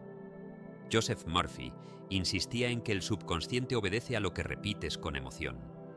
Joe Dispenza agrega que cada repetición instala cableado nuevo. Neville Goddard empuja un paso más. Actúa como quien ya es. Este capítulo es el puente entre creer y encarnar. No voy a prometerte un mapa perfecto. Voy a hablarte como se habla en la cocina, con lo que sí se puede hoy, con lo que cabe, con lo que tu sistema nervioso puede sostener sin romperse. Comprometerse con el proceso no es jurarse fidelidad eterna, es volver cuando te vayas, es hacer lo mínimo esencial incluso en los días flojos y en los días buenos, no volverte loco, es amar el ritmo más que el resultado, es hablarte con firmeza suave, lo hago aunque no tenga ganas, no como castigo, Como cuidado, tus microacciones son esas líneas de código que, repetidas, cambian el programa. Piensa en esto como en una coreografía, una meta clara, una señal que te enciende, un ritual breve de entrada y salida. Ahora se suma la pieza que vuelve todo real, el tamaño correcto. La mayoría fracasa no por falta de motivación, sino por sobredosis de expectativa. El impulso te hace prometer 1 hora diaria y a la semana odias la hora. El proceso te pide, empieza con 10 minutos y quiérete por cumplirlos. Sé impecable con tus palabras, recuerda Miguel Ruiz. Sé impecable con la palabra que te das, aunque sea pequeña. La impecabilidad de 5 minutos diarios vale más que la épica de 3 horas una vez al mes. La épica alimenta el ego, la microacción alimenta la identidad. Si de verdad entiendes esto, hoy puede empezar tu nueva vida sin ceremonias. Te propongo una manera humana de diseñar microacciones. Elige 3 frentes que cambian tu clima completo: cuerpo, obra y orden. Cuerpo, el gesto que te baja el ruido y te sube la energía. 10 minutos de movimiento, respiración consciente, caminar sin pantalla. Obra, el gesto que empuja tu meta. 15, 20 o 45 minutos en el bloque sagrado que definiste. Orden, el gesto que te despeja el camino. Dejar listo el archivo de mañana, recoger tu mesa, anotar gastos y cobros, escribir un mensaje pendiente. 3 clavos firmes que sostienen el día, no 10. 3. Escríbelos en una línea, ponles hora y señal y decide lo mínimo aceptable. El mínimo aceptable es el piso, no el techo. Si un día puedes más, bien. Si solo puedes el piso, cumpliste. ¿Ves por qué esto funciona? Porque le enseñas a tu mente que eres confiable incluso cuando no brillas. Esa confianza es riqueza. Quiero contarte un caso sin nombres para proteger a la persona y para que te veas en su espejo sin distraerte con biografías. Llevaba meses sintiendo que no avanza. Tenía talento, ideas, contactos, pero vivía rebotando. Su semana estaba llena de comienzos fogosos y abandonos silenciosos. Se culpaba por no tener disciplina, pero en realidad tenía disciplina mal enfocada. Era impecable para cumplir con lo ajeno y descuidado con lo propio. Llegó con una frase que quizás sea tuya: quiero cambiar mi vida, pero no sé por dónde empezar. Empezamos por abajo, por lo que no se cae con el primer viento. Definió 3 microacciones durante 6 semanas, como un laboratorio. Cuerpo, 15 minutos de movimiento al despertar, no gimnasio perfecto, estirar, saltar suave, caminar rápido alrededor de la manzana. Obra, 25 minutos escribiendo el proyecto que llevaba años postergando. Temporizador, documento abierto desde la noche anterior sin pestañas nuevas. Orden, dejar preparado el primer paso de la sesión del día siguiente, una pregunta guía escrita en la parte superior del archivo y el material a mano. Señal, una alarma con una palabra clave y una taza de agua que se bebía de un solo trago antes de empezar. Ritual de entrada, respirar 4, 6, 3 veces, decir aquí construyo, abrir el archivo. Ritual de salida, anotar una línea, hoy avancé en guardar, cerrar, nada más. Los primeros 10 días fueron incómodos. La mente pedía algo más grande, como si lo pequeño fuera indigno. También aparecieron excusas legítimas, cansancio real, mensajes que parecían urgentes, cenas improvisadas. Cada vez que algo interrumpía, en vez de tirarlo todo por la borda, activaba el mínimo aceptable. 3 minutos de respiración si no había movimiento, 10 minutos de obra si no había bloque entero, 2 minutos de orden si no había orden completo. Me salvó el piso, dijo después. Eso es compromiso con el proceso. Honrar el piso en los días torcidos. A la segunda semana comenzó a sentir un cambio raro, menos culpa de fondo, porque la culpa suele ser la factura de las promesas que te hiciste y no cumpliste. Al cumplir, aunque sea mínimo, la culpa baja el volumen. A la tercera semana, notó que el bloque de obra empezó a fluir sin tanta pelea interna, como si el cuerpo ya entendiera que ese tramo es sagrado. Murphy tendría una sonrisa. El subconsciente estaba aceptando el nuevo patrón. Hubo caídas. Una tarde se dejó arrastrar por reuniones que sabía que no debía tomar. Llegó a casa tarde con el guión viejo en la cabeza. Ya fallé todo. Se dio una ducha y le salió la tentación de castigarse. Miró el papel de la pared donde estaban sus 3 microacciones y, sin dramatizar, cumplió el piso. 3 minutos de movimiento en la sala. 10 de obra, escribió un párrafo honesto.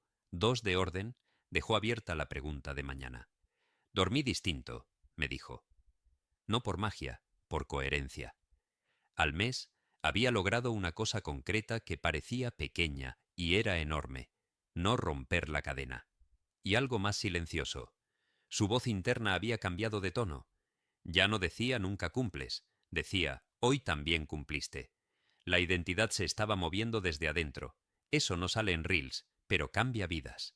Aquí quiero detenerme en algo que sostiene o rompe cualquier proceso: la emoción con la que te hablas cuando no llegas.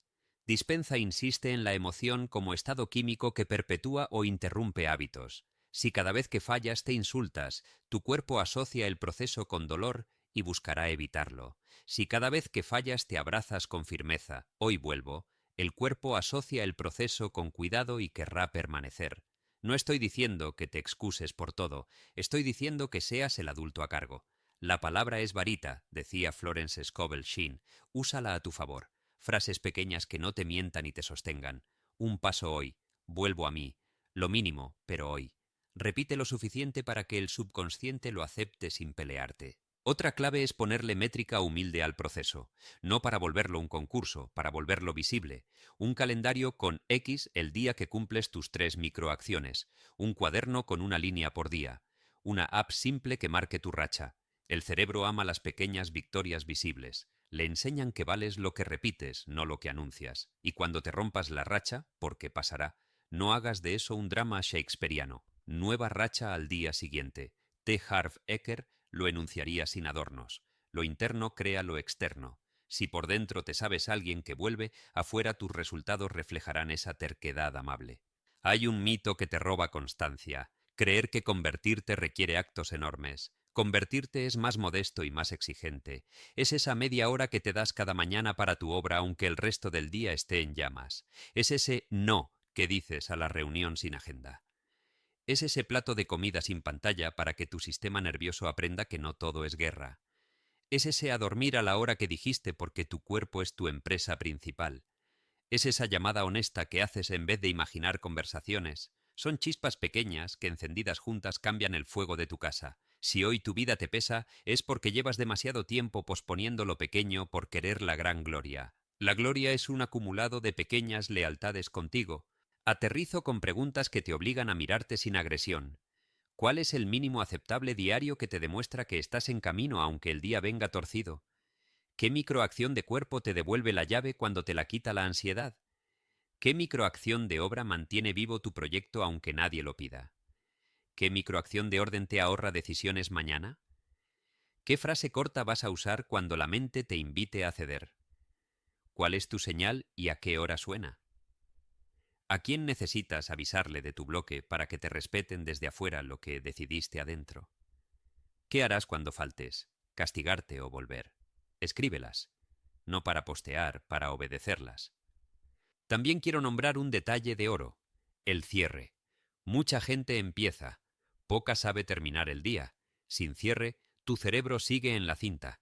Cierra micro, una línea sobre lo que avanzaste, un gracias en voz baja, guardar y salir. Esa puerta mental bajada te devuelve la vida personal. Cuando cierres bien, te sorprenderá descubrir que te queda energía para amar, reír, jugar, dormir. El proceso no te quita vida social, te quita caos. Y desde ahí la conexión es más limpia. Te vuelves alguien que está donde está. El caso que te conté vivió otro aprendizaje en la semana 4. El entorno reacciona cuando cambias. Un amigo le escribió: te siento distante, ya no respondes de inmediato. Su vieja versión habría corrido a justificarse o a volver a estar disponible. Su versión en proceso contestó: estoy ordenando mis horarios, te respondo mejor a las 6, si quieres, hablamos el jueves. El otro entendió. Si no hubiera entendido, no pasaba nada. La identidad nueva no depende de la aprobación. Neville diría que asumas el sentimiento de quien ya se respeta. Aquí se ve. El proceso te vuelve libre de la necesidad de explicar siempre. En el trabajo, un cliente le pidió un favorcito extra sin pago. Respondió con cortesía: puedo hacerlo por X tarifa o lo dejamos para la próxima fase. Perdió ese pedido. Ganó el respeto de 2 nuevos. No romantices. Hubo nervios, pero cuando los nervios aparecieron, se sostuvo en sus microacciones. Bloque cumplido, movimiento cumplido, orden cumplido. El proceso es tu alfombra anticaídas. Minimalismo social, menos gente, más verdad. A veces no te falta amor, te sobra ruido. Levantas el teléfono y hay decenas de conversaciones abiertas como puertas que nadie cierra. Saludas sin ser saludado, opinas por reflejo, te unes a planes que no te quieren y a grupos que te usan de escenario. Llamas pertenencia a un zumbido constante que te vacía. Y un día, cansado en serio, notas la grieta. No es que estés rodeado de personas, estás rodeado de estímulos. Personas y estímulos no son lo mismo. Una persona te mira, te escucha, te nombra. Un estímulo te ocupa. Minimalismo social no es aislarte ni volverte superior. Es dejar de pagar alquiler en casas donde nadie te abre la puerta. Es quedarte con menos gente para tener más verdad. Daniel Goleman lo pondría en palabras claras. La atención es el músculo maestro. Si tu círculo la atrapa en comparaciones, chisme y urgencia prestada, no crece, se cansa. Joseph Murphy recordaría que lo que repites con emoción se imprime. Si repites encuentros que te apagan, el cuerpo aprende que socializar es cansarse. Miguel Ruiz pediría un acto de limpieza. No te tomes nada personal. Muchos vínculos solo ejecutan su propio guión, no hablan de tu valor. Y Neville Goddard, desde la conciencia, diría: asume el sentimiento de una cercanía que te honra. No esperes a tenerla para tratarte como alguien que merece respeto. Minimalismo social es un filtro íntimo. ¿Con quién me vuelvo más yo? ¿Con quién me pierdo? No hay moral en la respuesta, hay honestidad. Hay gente brillante con la que no floreces y almas silenciosas frente a las que tu voz se pone nítida. Ese es el indicador. No busques currículum emocional, busca clima. ¿Cómo respiras después de ver a esa persona? ¿Cómo está tu espalda? ¿Qué te dices al volver a casa? La medida está ahí. Joe Dispenza lo explicaría desde el cuerpo. Cada encuentro deja una química. Si tu semana es una cadena de microdescargas de cortisol por conversaciones que te tensan, no pidas milagros a tu enfoque. Estás intentando correr con una mochila invisible. Te lo digo sin pose. Reducir tu círculo duele al principio porque confunde. Estabas acostumbrado a medir valor por cantidad. Más chats, más planes, más efervescencia. Al vaciar, aparece silencio y con él la pregunta: ¿quién soy cuando no estoy actuando para nadie? Ese temblor es sagrado, es el mismo temblor del que hablan los místicos cuando dicen «vuelvo a mí». Florence Scovel Shinn resumiría: la palabra es varita. La palabra que te dices cuando eliges menos es «me importo». No eliges menos por rechazo, eliges menos por cuidado. Quiero contarte un caso sin nombres para custodiar su intimidad y para que te mires ahí sin distraerte con biografías. Persona cálida, talentosa, generosa, su agenda llena, sus noches cansadas, su humor en deuda. Sentía que la vida le pasaba encima aun estando rodeado. Dijo una frase que quizá es tuya: me esfuerzo por todos y regreso vacío. Empezamos con un inventario crudo de su socialidad. Nada filosófico. Lista de los 10 vínculos con los que más interactuaba, los 5 grupos de chat que más consumían su atención, los espacios físicos donde más se mezclaba. Al lado, 3 columnas sencillas: energía, sube, baja; verdad, me siento más yo, menos yo; reciprocidad, se sostiene solo si yo empujo, se sostiene entre dos. No buscábamos culpas, buscábamos patrones. El mapa habló solo. En 2 grupos de chat su energía bajaba. El clima era de queja circular, todos opinaban, nadie cambiaba. En una amistad de años, la reciprocidad dependía de si él proponía, si no, silencio. 2 relaciones de trabajo mezclaban afecto con vaguedad en acuerdos. Se pedían favores en nombre del cariño y se posponían pagos hasta que todo fluya. En contraste, había 3 personas con las que respiraba más lento al colgar, una caminata semanal que lo asentaba y una mesa chiquita de domingo donde la conversación era silenciosamente nutritiva. Ahí estaba el oro. El primer movimiento fue simbólico y concreto: salir sin ruido de 2 grupos y silenciar otros 2 por un mes. No mensaje dramático, no discurso de superioridad. Un «me salgo, los quiero» y ya. Sintió vértigo. La vieja culpa dijo: los estás dejando. La realidad respondió. Nadie preguntó. No porque no lo quisieran, sino porque ese zumbido era hábito, no encuentro. La luz de su teléfono bajó un 40% por día. La luz de su cara subió un poco. Con la amistad de años, dejó de empujar durante 4 semanas. No propuso plan, no sostuvo conversación unilateral. ¿Resultado? Una semana de silencio, una reacción fría, y luego nada. Dolió, pero dolió con sentido. Ver la forma de una relación sin la anestesia de su esfuerzo es como sacar una astilla. Se siente, pero cura. El segundo movimiento fue una decisión adulta con el trabajo. Separó afecto de acuerdos. Con esas dos relaciones donde el cariño mezclaba límites, escribió: «Me encanta trabajar contigo, para que nos cuidemos. Este es el alcance, estos son mis honorarios, estas fechas. Cuéntame si te sirve». Uno respondió: «Perfecto». El otro dijo: «Qué formal eres ahora, ya no eres el de antes». Traducción: «Ya no puedo aprovecharme». Aceptó el costo emocional de esa frase y no negoció su paz. Al mes, su economía estaba más simple. No era que ganara millones, era que dejó de financiar con su energía vacíos que se disfrazaban de cariño. T. Harv Eker lo aplaudiría. Orden interno, orden externo. El tercer movimiento fue agregar presencia donde sí había verdad. Es fácil cortar, lo difícil es regar lo que te hace bien. Llamó a esas 3 personas con las que se sentía nítido y propuso rituales simples: caminata los miércoles, café de media hora los viernes, llamada breve los domingos para compartir una verdad de la semana. Sin séance, sin esoterismo obligado, simple, humano, repetible. Se sorprendió, se sentía lleno con menos tiempo, porque la calidad multiplicaba. Volvió a su casa con un pensamiento limpio. Valgo sin esfuerzo extra.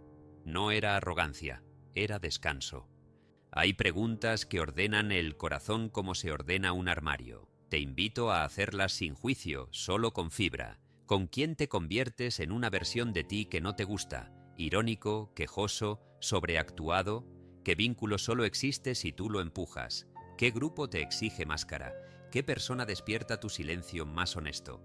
¿A quién le puedes contar algo feo de ti sin que te use de chisme? ¿Quién celebra lo que te hace bien aunque no lo entienda? ¿Quién te corrige sin humillarte? Esas son pistas. No etiquetes a nadie como villano, etiqueta climas. Si al final del día vuelves a ti, estás yendo bien. La dimensión metafísica de todo esto es clara. Tu campo se ordena cuando tu cercanía se ordena. Neville lo diría así: al asumir el sentimiento de una vida rodeada de respeto, actúas como quien está rodeado de respeto, y desde ahí eliges. No ruegas. El ruego es ansiedad social, la elección es amor propio en movimiento. Florence Scovel Shinn insistiría en la palabra que crea. Cuando dices «no me presto para esta dinámica», abres posibilidad a otra dinámica de más verdad. Murphy te recordaría: lo que repites, queda. Repite reuniones pequeñas que te hacen bien y tu cuerpo asociará socializar con recarga, no con desgaste. Dispenza te explicaría que al cambiar el entorno humano que gatilla tus estados, también cambias tu química basal. Goleman asentiría: menos ruido, más foco. Pero hay una trampa que quiero nombrar para no endiosar el minimalismo. Puedes convertirlo en excusa para evitar la incomodidad de crecer. Menos gente no es nadie me toca. Si solo te quedas con quien nunca te confronta, no es verdad, es comodidad. Minimalismo social no es construir un altar a tu ego, es quedarte con quien te devuelve a ti, incluso cuando te muestra un ángulo que no querías ver. El indicador sigue siendo el cuerpo. Esa confrontación te deja más digno o más roto. Si sales con ganas de hacerte cargo, es verdad. Si sales con ganas de desaparecer, quizá fue violencia disfrazada de sinceridad. Distinguirlo requiere práctica y honradez. ¿Qué haces con la familia? Pregunta difícil. No siempre puedes salirte del grupo. A veces toca quedarte y rediseñar la distancia. Menos debate, más límite. Menos sobreexplicación, más frases cortas. En esto no me meto. Esas bromas no voy a sostenerlas. Los escucho 5 minutos y después me retiro. No amenazas, decisiones. Miguel Ruiz ayuda aquí. No te lo tomes personal. Muchos parientes hablan desde su historia, no contra ti. El minimalismo social en familia es un arte de bordes finos, estar sin desbordarte. Si no puedes hablar, reduce el tiempo y recupera tu centro al salir. Una caminata, respiración larga, escribir lo que no dijiste. Tu silencio puede ser más sano que tu pelea. ¿Y la culpa otra vez? Sí, llegará disfrazada de frases nobles. Te crees mucho, ya no eres el de antes, te perdiste. Entra hondo porque hay un duelo real. Dejas versiones tuyas que sobrevivieron agradando. Permítete llorar esa despedida. No eras falso, estabas aprendiendo. Agradece a ese tú que sostuvo tanto y dile con cariño: descansa, ahora sigo yo. La culpa en dosis sanas te recuerda que aún amas, que no te gobierne. Repite, si te sirve, una frase que he visto sanar: puedo ser bueno sin traicionarme. Parece obvia, escríbela en papel y verás cuánto la necesitabas. Hablemos del teléfono, porque es la puerta principal del vecindario. ¿Cuántas veces sientes un vacío difuso después de scrollear 15 minutos? No es vacío metafísico, es un bajón químico y atencional. Ahí, el minimalismo social es técnico, lista blanca. 3 chats que sí tienen acceso libre a tu atención, el resto en ventanas. 3 cuentas que te nutren, el resto muteadas.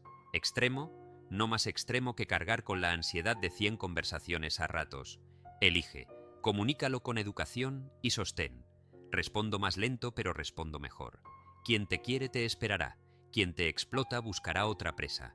Es duro decirlo así, también es verdad. El caso que te conté vivió una escena base que quiero dejarte porque la vas a reconocer. Un viernes por la noche, el mismo grupo de siempre insistía: «Sal, hace rato no te vemos». Él revisó su clima interno. Cansancio alto, mañana quería escribir temprano. La salida prometía ruido, no presencia. Dijo no. Apareció el coro: «¡Qué aburrido! Ya no eres el mismo». Se le apretó el pecho. Fue a la cocina, tomó agua, caminó 10 minutos por su cuadra, respiró. Llamó a uno de sus 3 y habló 20 minutos de algo que le importaba. Colgó y se fue a dormir. A la mañana siguiente escribió 2 páginas que estaban estancadas. Por la tarde llamó a su madre y la escuchó con paciencia, cosa que no hacía sin enfado desde hacía meses. Ese es el efecto acumulado del minimalismo social. Te devuelve energía para amar donde sí quieres amar. No te aísla, te vuelve selectivo. ¿Existe el riesgo de volverte rígido? Sí, si conviertes el filtro en dogma. Recuerda el principio: clima y cuerpo. Hay semanas en que estar con mucha gente te hace bien porque celebras, porque ríes, porque el alma necesita mesa larga. Otras semanas piden cueva. El minimalismo real no es una postura permanente, es un termostato. Te escuchas y eliges. Si te desconoces, pregúntate: ¿esta invitación la acepto por miedo a perderme algo o por amor a compartir? ¿Este chat lo abro por ansiedad o por deseo? ¿A esta reunión voy a llenar un hueco o a vivir algo que me sostiene? Contesta sin ensayar lo correcto. Tu respiración lo sabe. Quiero darte 3 gestos que repetidos te cambian el mapa sin necesidad de discursos. 1. Ritual de selección semanal. Los domingos, 5 minutos para elegir a quién verás con intención en los próximos 7 días. Aunque sea una persona, un café de media hora. 2. Cláusula de salida amable. Aprende a decir: me retiro, mañana madrugo, sin largas explicaciones. Tu cuerpo te lo agradecerá. 3. Mesa de verdad. Una vez al mes, cena pequeña con 2 o 3 personas donde todos traen una verdad difícil y una gratitud. Sin opinión no pedida, sin arreglar a nadie. Escuchar así limpia vínculos como abrir ventanas. Si ahora mismo te sientes solo, no te apresures a llenar. La soledad también es detox. Si vienes de años de estar disponible, cuando cierras el grifo se escucha el eco. No corras a taparlo con nuevas caras. Quédate un rato contigo. Aprende el sabor de tu compañía sin ruido. En esa mesa contigo, de a poco, aparece la intuición de quién sí y quién no. Neville te susurraría: asume el sentir de un círculo honesto y camina como quien ya lo tiene. Tus elecciones se volverán imán. No fuerces, selecciona. No mendigues, invita. No expliques, encarna. He visto algo precioso cuando alguien adopta el minimalismo social. Su voz cambia. Baja medio tono, se vuelve más redonda, menos urgida. Ya no habla para probar nada, habla para compartir. Sus ojos sostienen miradas sin la prisa de convencer. Su no no hiere, ordena. Su sí es más raro y por lo mismo más valioso. Así, sin anunciarlo, sube la calidad de todo. Del trabajo, del descanso, de la espiritualidad, del humor, porque la mente deja de gastar energía en sostener vínculos de utilería.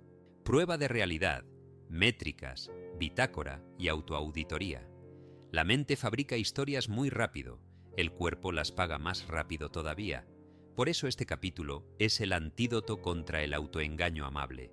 Ponerle números y relatos honestos a lo que vives para que no te cuentes películas que tu día no sostiene.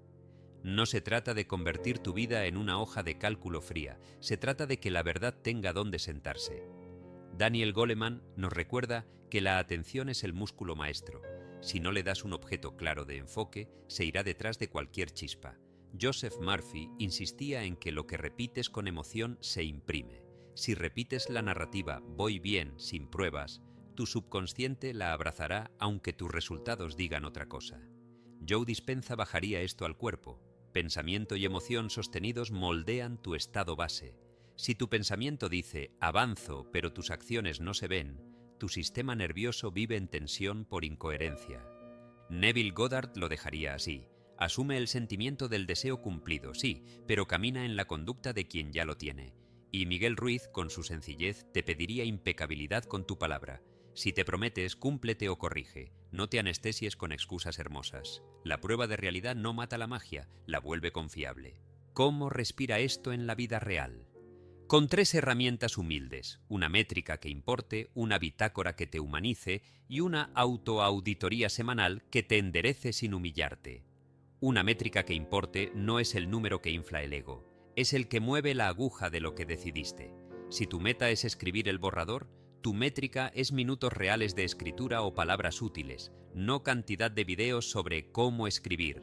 Si tu meta es estabilizar tu energía, tu métrica es horas dormidas de calidad, no pasos que diste mientras te devoraba la ansiedad. Si tu meta es sanear tus finanzas, tu métrica es flujo de caja simple. Entra, sale, queda. No la ilusión de likes que no pagan la renta. La bitácora es el lugar donde tu yo de hoy conversa con tu yo de mañana. Fecha, qué hiciste, cómo te sentiste, qué aprendiste, dónde tropezaste y cómo vas a corregir mañana. La autoauditoría semanal es un espejo sin maquillaje. ¿Qué dijiste que harías? ¿Qué hiciste? ¿Qué no? ¿Por qué? ¿Qué ajustas? Sin teatro, sin látigo. Déjame contarte un caso anónimo para que te mires sin distraerte con biografías. Persona creativa, intensa, muy querida por su gente. Tenía un patrón que quizás sea tuyo: semanas de fuego puro y luego semanas de niebla. Mucho anuncio, poca entrega, conversaciones brillantes sobre proyectos que no aterrizaban. Al final de cada mes, el mismo pensamiento: ¿cómo es posible que haya estado tan ocupado y tenga tan poco que mostrar? Su cuerpo lo gritaba con señales: sueño cortado, mandíbula tensa, estómago revuelto cuando llegaban notificaciones. Quería orden, pero evitaba los números porque me quitan la magia. Empezamos por la puerta estrecha: escoger una métrica vital para su meta primaria, terminar un proyecto audiovisual. Definió 2: minutos de trabajo profundo diarios en el proyecto y bloques completados por semana, nada más. Tun. Construimos una bitácora mínima que cupiera en 10 líneas: fecha, hora de inicio, señal usada, bloque realizado, palabras o escenas avanzadas, estado emocional, antes, después, distracciones detectadas, una línea de aprendizaje, una de gratitud concreta, una decisión pequeña para mañana. Y fijamos un día de autoauditoría de 20 minutos, domingo por la tarde, con café y honestidad. La primera semana fue un sacudón. La métrica lo desnudó. De 7 días, solo había hecho trabajo profundo en 3. En 2 se había hecho trampa contando como avance la tarea de buscar referencias durante horas. En otros 2, la vida se lo comió con reclamos ajenos. La bitácora mostró algo que no veía. Antes de cada bloque sentía ansiedad alta. Después, el cuerpo descansaba. El trabajo real no lo agotaba, lo ordenaba. La autoauditoría lo puso frente a una frase vieja: leo sobre el proyecto para sentir que avanzo. Aprendió a escribir sin adornos. No avancé porque me dio miedo la escena clave. Elegí investigar para no sentir la incomodidad. No se insultó. Decidió un ajuste pequeño y medible: dejar preparada la escena de mañana la noche anterior con una pregunta guía y poner el teléfono en otra habitación durante el bloque. A la semana siguiente, 5 de 7 días con bloque cumplido. No perfecto, real. La magia de medir lo que importa es que apaga la niebla y enciende el camino. La métrica no te miente. ¿Quieres bajar ansiedad? Mide tus exhalaciones largas al día y tus horas de pantalla fuera del trabajo. ¿Quieres más dinero? Mide cuántas propuestas reales envías por semana y en cuánto cobras lo que haces, no cuántas ideas te visitaron. ¿Quieres calidad de relaciones? Mide conversaciones profundas, aunque sean de 20 minutos, por semana con tus 3 de verdad, no cuántos jajaja sueltas en grupos. Lo demás es carnaval. La bitácora, además, te humaniza. No es un juez, Es una silla donde te sientas a contarte la verdad. Hay días donde anotarás: hoy no pude, cuidé a mi hijo con fiebre, mañana vuelvo con 20 minutos. Eso también es progreso, porque la coherencia se sostiene con ternura. Como diría Murphy, el subconsciente obedece a lo repetido con emoción. Repetirte vuelvo con una emoción tranquila es una orden poderosa. Hay días donde escribirás: hoy me distraje. En la mitad abrí redes por ansiedad. Nombras, aprendes, ajustas. Mañana bloqueo redes con XApp de 10 a 12. Otros días celebrarás sin carnaval. Hoy el cuerpo fluyó, la escena se abrió, gracias a la caminata de antes. La bitácora hace visible la cadena de causas y efectos que tu mente borra cuando te conviene. No es para culparte, es para tener palancas reales. La autoauditoría es un acto de amor con espina dorsal. Te sientas contigo y con datos. Preguntas simples, respuestas claras. ¿Qué prometí? ¿Qué cumplí? ¿Qué no? ¿Por qué? Si el por qué es me dio miedo, lo escribes. Si es dormí mal, anotas y decides. Esta semana protejo mi hora de dormir, apago pantallas 60 minutos antes. Si es acepté un compromiso que no suma, te preguntas: ¿qué me cuesta decir que no? ¿Cómo lo diré la próxima? No te arrodillas ante tu culpa, te arrodillas ante tu verdad. La diferencia es abismal. Goleman te diría que sin conciencia atencional caes en bucles. La autoauditoría te vuelve consciente. Dispenza te recordará que la nueva identidad se instala por repetición consciente. La autoauditoría protege esa repetición. Neville te invitará a sentir como quien ya cumplió. La autoauditoría te da escenas concretas que te permiten sentir sin mentirte. Quiero volver al caso para mostrar el pliegue emocional. En la tercera semana, la métrica mostró retroceso. Solo 2 bloques. La vieja voz apareció: ¿ves? No sirves. En otro tiempo se habría dejado caer. Esta vez abrió la bitácora, leyó sus propias líneas de semanas previas y se habló como un adulto. Esta semana me ganaron 2 incendios reales y 2 excusas. Mañana vuelvo con un bloque de 20 minutos. Si fluye, lo extiendo. Si no, honro el piso. Lo cumplió.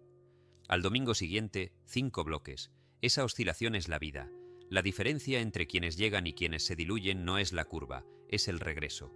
La métrica te muestra el valle, la bitácora te da cuerda, la autoauditoría te da dirección. Ahora te pregunto a ti, sin poesía y con cariño, ¿qué número describiría de manera honesta tu avance esta semana en eso que dijiste que te importa? ¿Cuántos minutos reales, cuántas páginas, cuántas llamadas, cuántas propuestas, cuántas horas de sueño, cuántas comidas presentes? ¿Qué te dice ese número sin maquillajes? ¿Qué vas a ajustar con una decisión pequeña que se pueda medir? ¿Qué señal vas a usar para recordarte el bloque diario?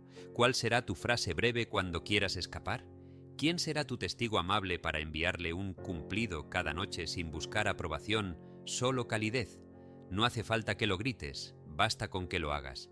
Hay un obstáculo elegante que roba meses: confundir métricas de vanidad con métricas de verdad. La métrica de vanidad es ruidosa y dopamina, la de verdad es silenciosa y construcción. Impresiones no es igual a ventas. Horas en el gimnasio no es igual a fuerza y descanso.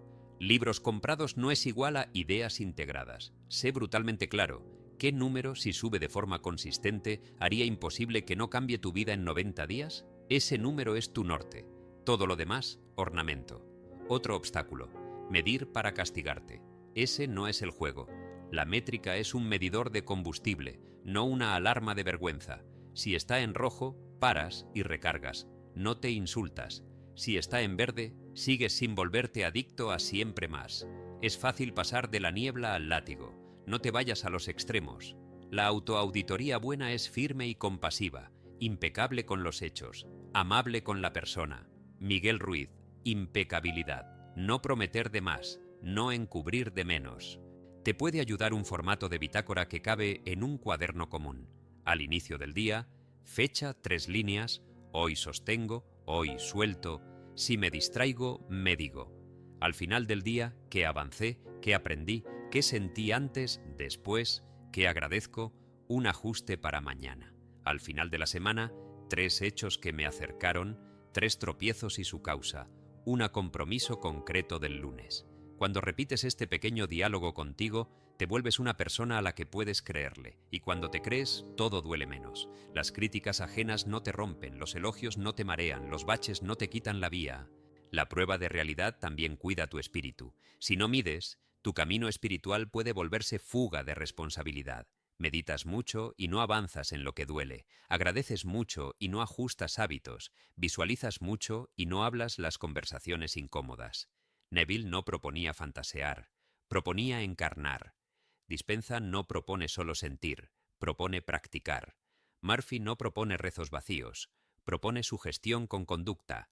La bitácora te protege de convertir lo profundo en excusa. Te devuelve la humildad de lo concreto. Hoy hice, hoy aprendí, hoy corrijo. Y cuando las cosas mejoren, mejorarán, la métrica evita que vuelvas a dormirte en laureles. Si bajó tu ansiedad, no dejes de medir el sueño. Si subió tu flujo de caja, no dejes de medir entradas y salidas. Si creció tu proyecto, no dejes de medir el bloque que lo sostiene. La estabilidad también se audita. Goleman diría, la atención no se mantiene sola, se entrena. Si entrenaste para levantar, entrena para sostener. Volvamos una vez más al caso, porque ahí está la carne. 2 meses después, esa persona no se convirtió en un robot de productividad. Se volvió alguien con pulso. Su métrica decía 5 bloques en promedio por semana. Su bitácora mostraba menos diálogo interno violento. Su autoauditoría tenía decisiones pequeñas y un tono de adultez. Cerrar ciclos. Perdonar, agradecer, soltar.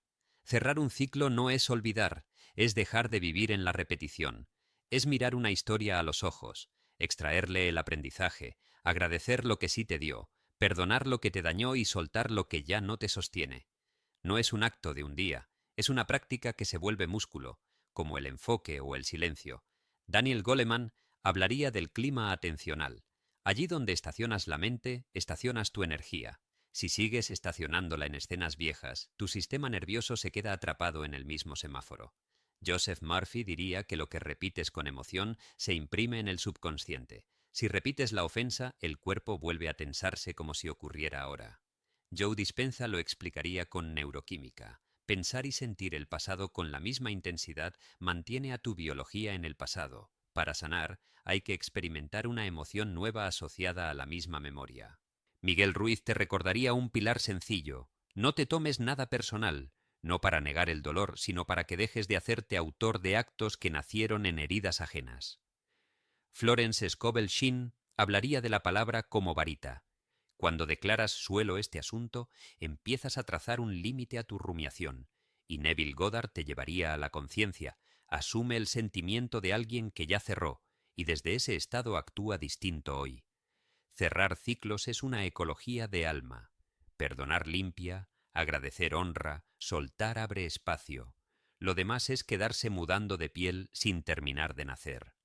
Te hablo desde un lugar sin maquillaje. No cierres un ciclo por moda espiritual. Ciérralo porque duele cargar con maletas que ya no viajan contigo. He visto gente agotarse no por lo que vive, sino por lo que revive. Conversaciones ensayadas en la ducha, mensajes nunca enviados, y si hubiera, que revientan la mandíbula, recuerdos organizados como cajas que visitas cada noche para confirmar que todavía lastiman. El cuerpo es honesto. El cuello se tensa cuando sostienes rabias viejas. El estómago arde cuando te tragas disculpas que merecías y no llegaron. El pecho pesa cuando confundes permanecer con amar. Pregúntate sin dureza, ¿qué escena sigo pagando a cuotas? ¿Qué nombre me aprieta la garganta? ¿Qué promesa no cumplida llevo como si fuera mi oficio?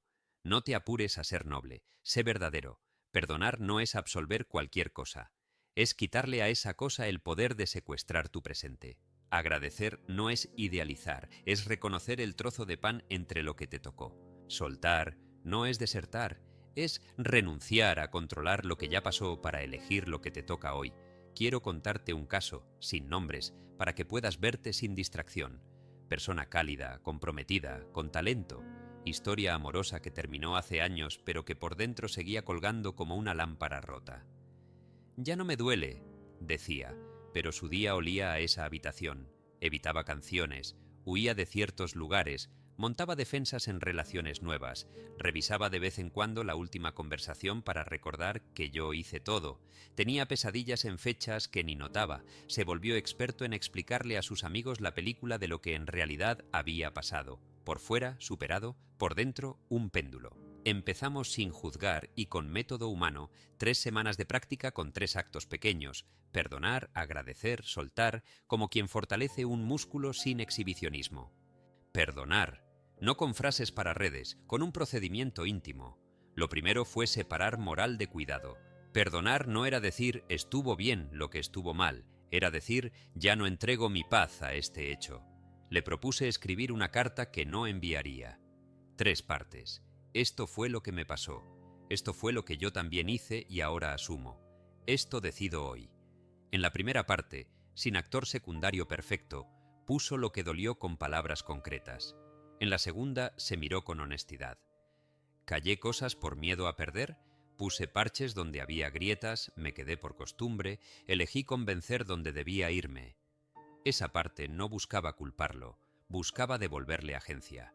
En la tercera decidió: te perdono por mí, para no vivir masticando tus actos. Me perdono por haberme quedado en escenas que sabían a migajas. Elijo tratarme con respeto en vínculos nuevos. Luego leyó la carta en voz baja 3 noches seguidas, respirando lento para que el cuerpo entendiera que ya podía soltar el arma. Dispenza diría que estaba asociando una emoción distinta, calma triste, no cólera, a la memoria. Murphy asentiría viendo cómo la repetición con afecto reescribía el patrón. Miguel Ruiz aplaudiría que no se lo tomara personal. Lo que el otro hizo habló de su herida, no de su valor. Agradecer. A veces cerrar duele porque uno siente que si agradece traiciona su dolor. No. Agradecer aquí no fue excusar, fue honrar lo que nació de esa historia.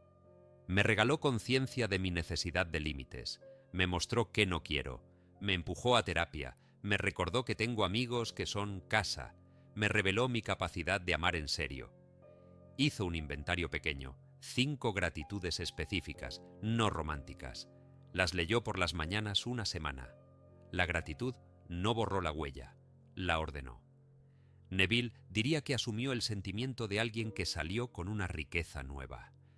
El cuerpo lo sintió. Menos rigidez en la mandíbula al tocar el tema, menos impulso de justificar su versión ante cualquiera. Agradecer cerró la ventana por donde el orgullo respiraba rabia. Soltar. Soltar sin rito suele quedarse en deseo.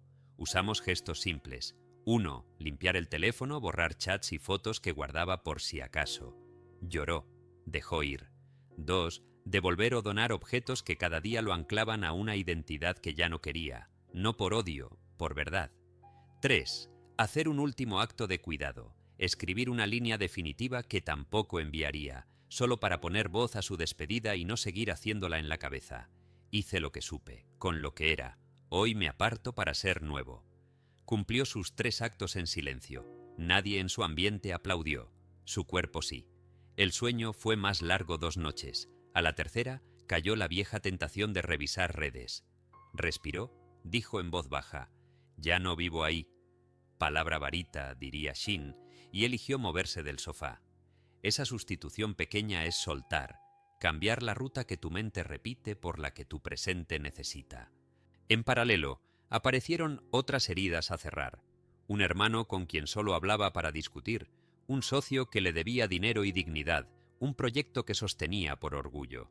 Cerrar ciclos no es solo de amor romántico, es un arte transitable a todo vínculo que quedó abierto como una ventana en temporada de lluvia. Con el hermano, eligió una conversación de límite y no de ajuste de cuentas. Esto no voy a sostenerlo más. Si quieres hablar conmigo, va a ser con respeto. Si no, no hablo. No buscó reconciliación dramática. Buscó un borde nuevo. Con el socio, escribió un correo adulto. Este es el monto. Propongo plan de pago. Si no, prefiero pérdida clara a deuda eterna. Nevó por dentro, pero el alivio de nombrar la realidad valió más que el miedo. Con el proyecto, dejó de alimentarlo.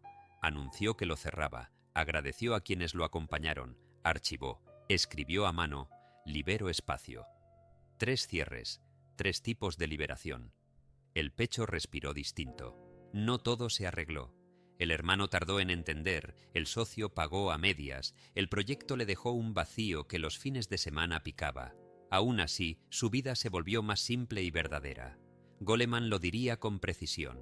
Su atención volvió a tener objeto noble. Quizá te estás preguntando cómo se perdona lo imperdonable. No hay respuesta general, hay ritmos. A veces tu perdón vendrá con distancia permanente, otras con vínculo transformado. Perdonar no te obliga a volver a la escena, te permite irte sin arrastrarte. Una pregunta honesta: ¿qué duele más hoy? ¿Quedarte en el juicio o entregarte el alivio de ya no pensar en eso cada noche?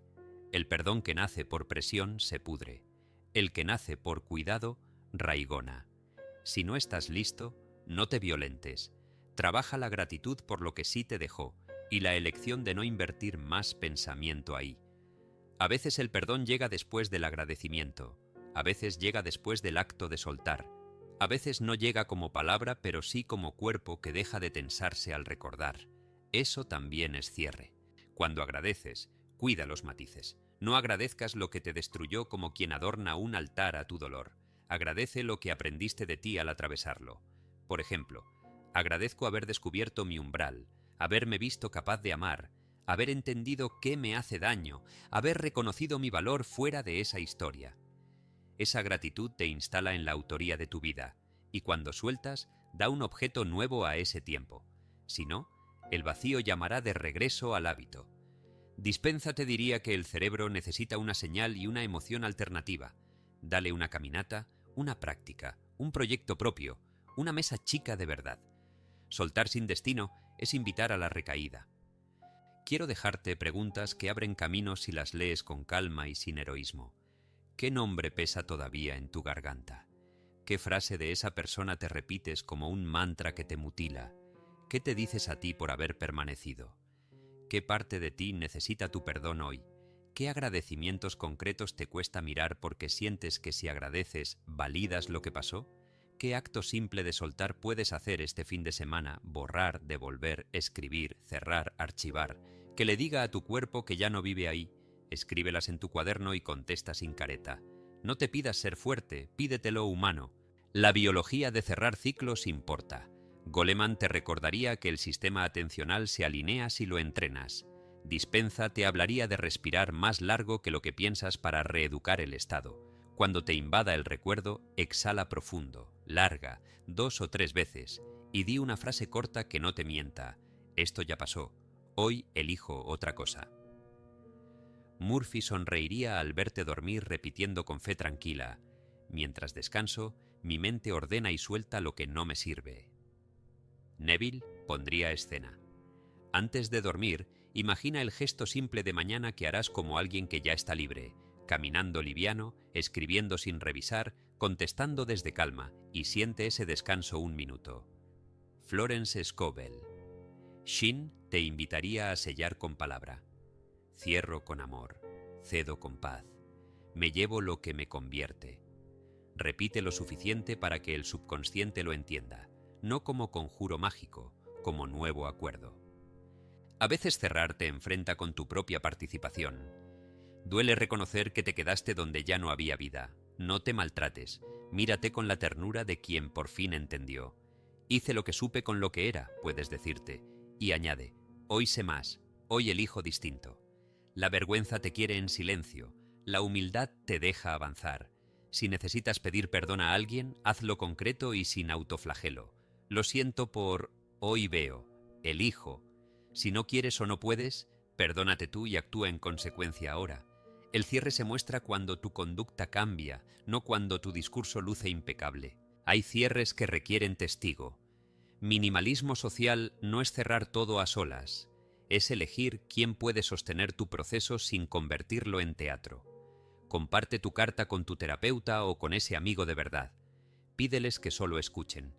A veces oír tu propia voz pronunciando «te perdono por mí», «me perdono por quedarme», «gracias por lo que aprendí», «adiós», es un rito en sí. Y si la persona del pasado aparece, no corras a probarte. Respira. Si hay que hablar, habla desde tu borde nuevo. No voy a reescribir lo viejo. Te deseo bien, sigo mi camino. El cuerpo tiembla y luego descansa.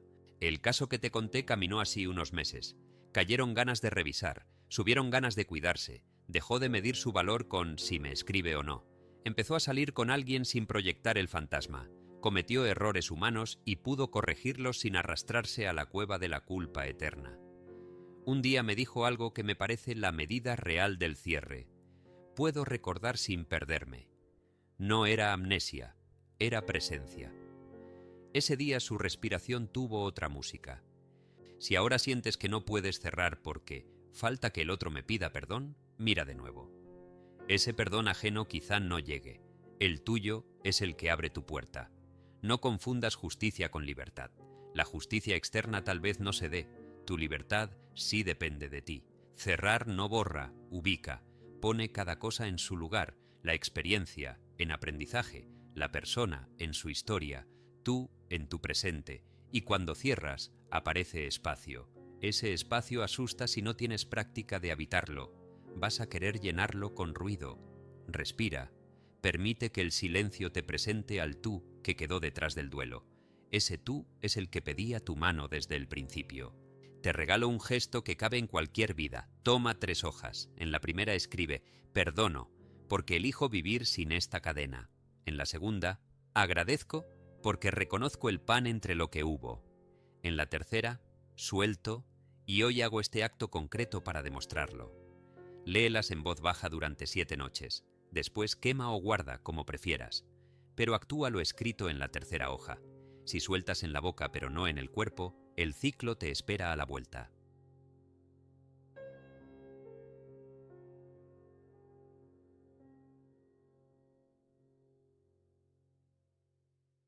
Gracias por escuchar hasta el final. Si este audiolibro resonó contigo, te invito a sumergirte en nuestra lista de reproducción de audiolibros metafísicos, donde cada título abre una nueva puerta de comprensión y poder interior. Recuerda, lo que alimentas a tu mente se convierte en tu vida. No te vayas aún, quédate un poco más. Puede que el próximo audio sea la respuesta que estabas buscando.